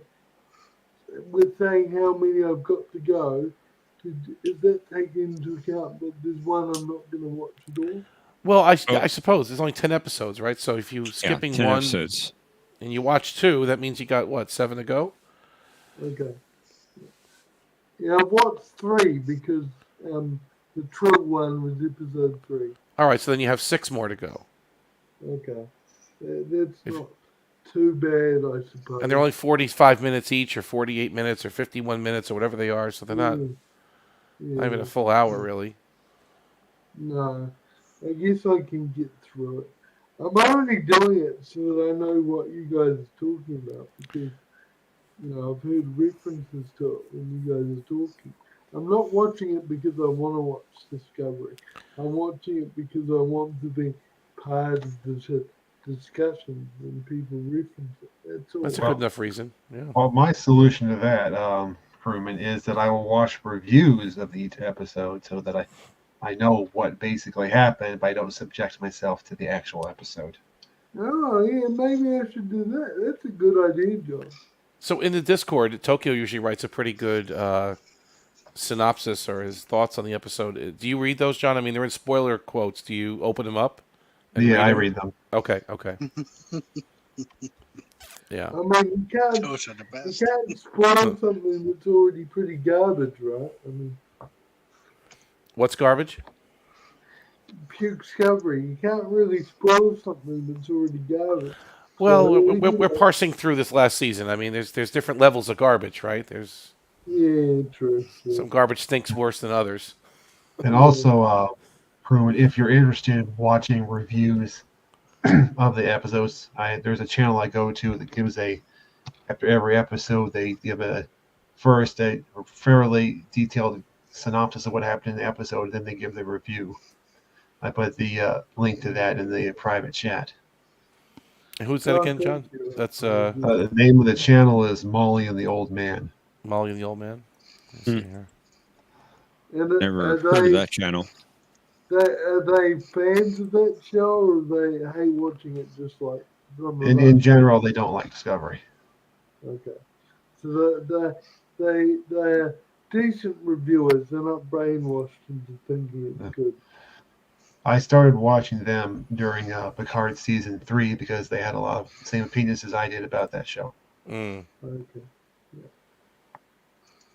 Although you kind of get into an echo chamber, and that's not good either. Oh, and I went and subbed them, John. I did sub them. I saw it in the very private chat there. They'll sometimes point out positive things they see in the episode. It's not just everything negative. But in general, they don't care for Discovery any more than we do. Maybe, just maybe, because I've only got 6 episodes to go. Maybe because I like the fact that Rainer annoys Burnham. Maybe for that reason I'll watch it. Because I love how annoyed Burnham was getting in the pilot episode of that season because Rainer. And she's like, oh, I'm really annoyed. And I'm like, great. Annoying the show is really not. I'm loving it. Anyone that annoys the show. Rainer is really good at really good character. He's a really good character, and played by a really good actor. Yeah, Callum, whatever his name is, he's good. Yeah, he's still a silent for me. I will, but thank you for the link, John. I will give it some thought and figure out how much time I have because I also get busy and don't have time to watch. First time I saw him, sorry. I was just going to say to John, I'll give it some thought and see how much time I have and decide whether I'm just going to watch the reviews as you suggest, or whether I'm going to watch the full episodes just to get the full enjoyment of Raina pissing off the show. Well, Leading Crewman, I think one episode that's coming up is really bad. Yeah. Really bad. Okay. And there are two that are pretty good Star Trek episodes. Yeah. Okay. The one that's coming up that's really bad, is that already the one I'm skipping or not? No, that's kind of to me. So unfortunately, if I do decide to watch it, I have to subject myself to the really bad one. But at least, I'll be able to talk about it and understand what you and why you think it's really bad, and I'll probably agree with you why. I was going to say something else, but I forgot. Oh, sorry, Jim. No, it's okay. I did it to myself because I switched topics. I was going to say what I wanted to say. For me, that Rainer was still asylum. Oh, yeah. The first place I saw him, he played Ray on the 3rd season of Due South. I haven't seen that show. Never watched that. Love that show. That was a great show. What's the premise of the show? So Due South is about a Canadian Mountie that his father gets killed in the pilot episode. Spoilers. And he goes on the trail of the killers, trying to figure out who killed his father. And he finds he goes to Chicago in the United States, and he finds the killers there, and it turns out that they're also Mounties. So he turns in his own, and he gets kind of shunned by the police force. So he stays in Chicago, attached to the Canadian consulate, but he has adventures with the Chicago Police Department, particularly the detective that he joined up with to find out who killed his father. And they just have these lighthearted adventures. Cool. And it's really a good show. It's a lighthearted action comedy. Let's hope I can find a place to stream it. When was it made? How many seasons did it last, Jeff? It depends on how you measure it. This was a co-venture between Canada, the Canadian, is it CBN or what is it in Canada? What's their network? CBC. It was it was a co-venture between CBC and CBS. And it aired in the United States on CBS for the first 2 seasons. Season 3 aired as 1 season in the United States on the TNT network, and it aired internationally as 2 seasons, seasons 3 and 4. Okay. They split the season. They split the season up into 2 halves, basically, for international release, and called it seasons 3 and 4. In the United States, it was just season 3. Okay.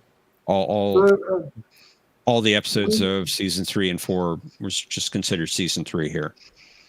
When did the series come out? I think it was 1995. Okay. So we're talking, so it might be hard to find copies. It probably is. I don't know anywhere that it's streaming. Okay. But if I could a really good series. It was very popular internationally. Okay. Because I like Canada, I like the US, so I get the best of both. Do you see both countries, or do you mainly? Yeah, it does take place in both Canada and the US. Okay, cool. So I'll try and see if I can find it somewhere. Now, I think they filmed it all in Canada, or mostly in Canada. But the majority of it does take place in the United States, in Chicago. Yeah, yeah. Or Vancouver's equivalent. I don't think it was Vancouver they filmed it in. Toronto then. Could be Montreal. It could have been. I'm thinking Toronto, but I could be wrong about that. Yeah, it says here. I looked it up there, Jeff, and it ran from 1994 to 1999, 4 seasons, and it's classified as a Canadian crime comedy drama television series. Yeah, created by Paul Hagen. Yeah. Yeah. That's it. Yeah. Good show. And it premiered on April 23rd, 1994. And ended in March. Yeah. I couldn't remember it was 94 or 95. I knew it was one or the other. Yeah, 94. Yeah, April of 94 is when it started, and then ended March of 99, it said. So, yeah. Well, what happened was they didn't think they were going to get a third season. And kind of like Babylon 5, they did. They found alternate funding, I guess, and they produced a third season, but one of the stars couldn't be on the show anymore. He found other work. So they replaced him with Callum. What's his name? Callum Rennie. Can't think of his full name. It's 3 words or 3 names in his name. But he played the replacement star character, and he was supposed to be impersonating the main character that left because he was on a secret mission, and everybody was pretending it was the real original character. Yeah, I filmed it for you there, Jeff. His name was Callum Keith Rennie, and he played Detective Stanley. Yeah. Yeah. It's a real shame when things happen like that. Because but they did it really well, and he played the character really well. It was fun watching Frasier trying to figure out why his partner is suddenly somebody else, and everybody's pretending it's his original partner when it isn't. And did the actor who played Frasier, Paul Gross, did he stay for all 4 seasons? He did. He did. He did. Okay. Yeah. Cool. Yeah, he's the title character, if you will. Yeah, Suzanne's Constable Benton Fraser, Royal Canadian Mounted Police. Yeah, and I wanted to mention that Frasier is actually related to my wife's. Her original maiden name was Craig, and she's also, like I said before, she's related to Daniel Craig. It's basically her cousin, blood related on her father's side of the family. And Frasers are actually related to the Craigs. So basically that actor was related to my wife's family. So yeah, kind of cool. Yeah. Well, the character's name was Frasier. Yes. Right. Well, I mean, yeah, because he came from Canada. There's a whole bunch of them over in Newfoundland and Labrador. Frasers, Craigs, well, they're all over there. So But the actor's name is Paul Gross. Right. Yeah, I know. But yeah. I mean, the fact that he used Frasier as a character name, that's what I'm saying. Okay. Which was cool. Yeah. No, it was good. I agree. It was a good series. Well, it was produced by, CBC in conjunction with CBS. So it was the first Canadian primetime series on American television. Yes. Okay. And prime time. And did you like the theme song?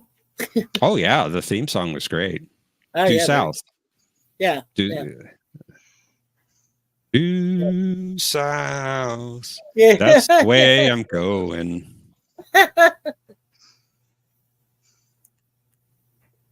And you gotta love Diefenbaker. His blind. His deaf wolf. Yeah. Who we think isn't as deaf as he pretends to be.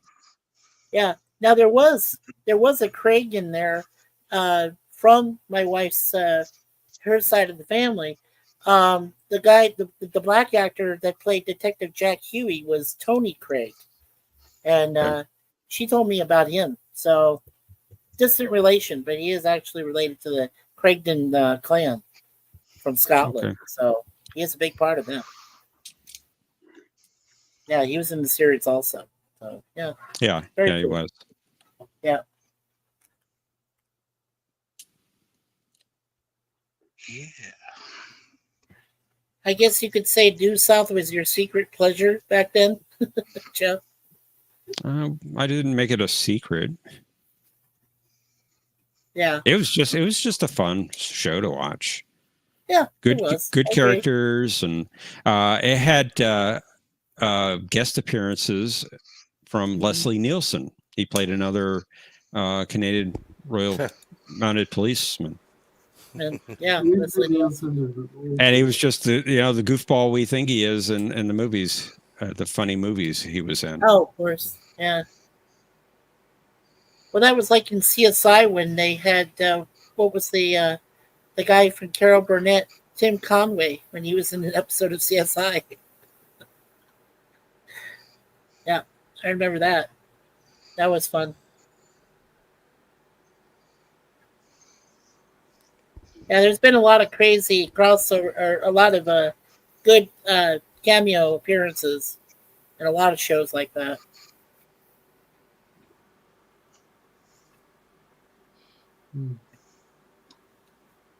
Well, guys, it's been fun, but if it's okay with you guys, I think I'm going to start winding down the stream for this evening. Yeah. Wow. Yeah, sounds good. Cutting it short tonight, are you, John? Wow. Not going 4.5 hours this week. Wow. Not quite now. Yeah. Well, I mean, we all just got silent there for like 10 seconds. Wait, we didn't say anything for 10 seconds? Well, you know, What happened to us? we got off on a tangent, and that kind of ended. So we were like, well, what do we say now? Yeah. We're in a transition. Yeah, which I mean, due south is not the normal conversation on this channel. True. Great show, though. Great show. No, it is. It was a good show. I did get to watch, I think, the first 2 seasons when I was back in the States, but I don't know. I guess I had other things going on in real life that made me miss the last 2 seasons. I would have loved to see the last 2 seasons. Well, in the States, it was on TNT, and they just did it as one season. It ran all together. One whole season, yeah. Yeah. They combined the 3 and the 4 into 3. Just 3. There were 3. Yeah. True. I have a quick question about TNT. Oh, I can wait till after the streaming. Sorry, John, I'll let you wind it up. No problem. And we're having a question or track right tomorrow? Yeah. We're supposed to, yes.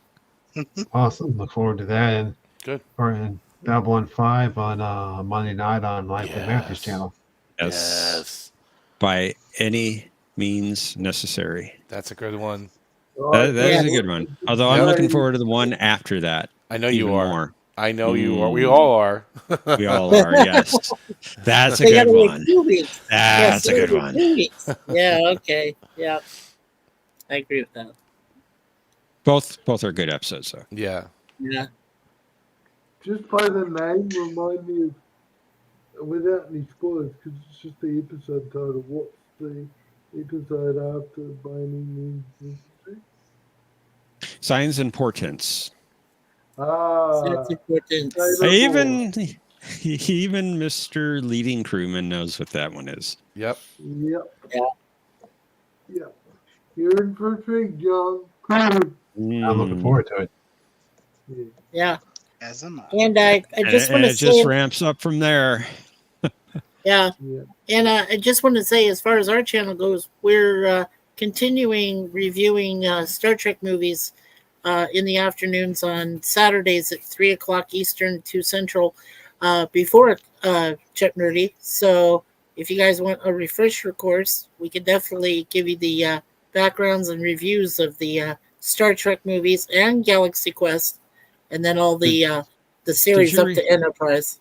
Did you review review the motion picture? No, we just reviewed.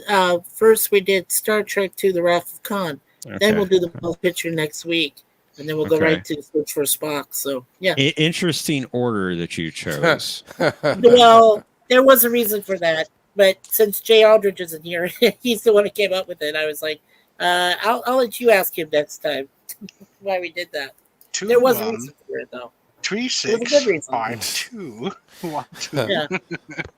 Destruct. Yeah, I mean, when we had 3 hosts, I think we all agreed that, in our estimation, that Wrath of Khan is the best of the original series films for sure. It has a great story, and it comes right from Space Seed, and I mean, it's just great continuation of a great episode. And Ricardo Montalban, I was watching behind the scenes. Space Seed. Yeah, Space Seed. That's the episode that Cinnabon didn't remember 2 weeks ago, right? Yeah. Yeah, right. Last week. Last week. Yeah, last week. But then again, John was so great to put in the perfect meat in the question. Perfect meat. That is great, man. You've elevated that. Was great. John has a way with these clues. Yeah, I know. I'm never going to live that down. Dang it. That's okay. I have fun with it. I laugh at it. Never, ever, ever. You're okay. Well, we look forward to seeing you all back next week. Hopefully, you'll keep playing, sort of keep racking up your points, and see who gets into that special final game at week 100. Yeah. We'll try. Looking forward to it. Yeah. Do the best I can. I'm in third place. 2 weeks off. Yeah. I'd just like to echo John's subheading here as we close out. Justice for 10X! And ask for a better ending than that. There we go. Justice was served. Yeah. Janeway is the correct way. No. Again, justice for 10X! Janeway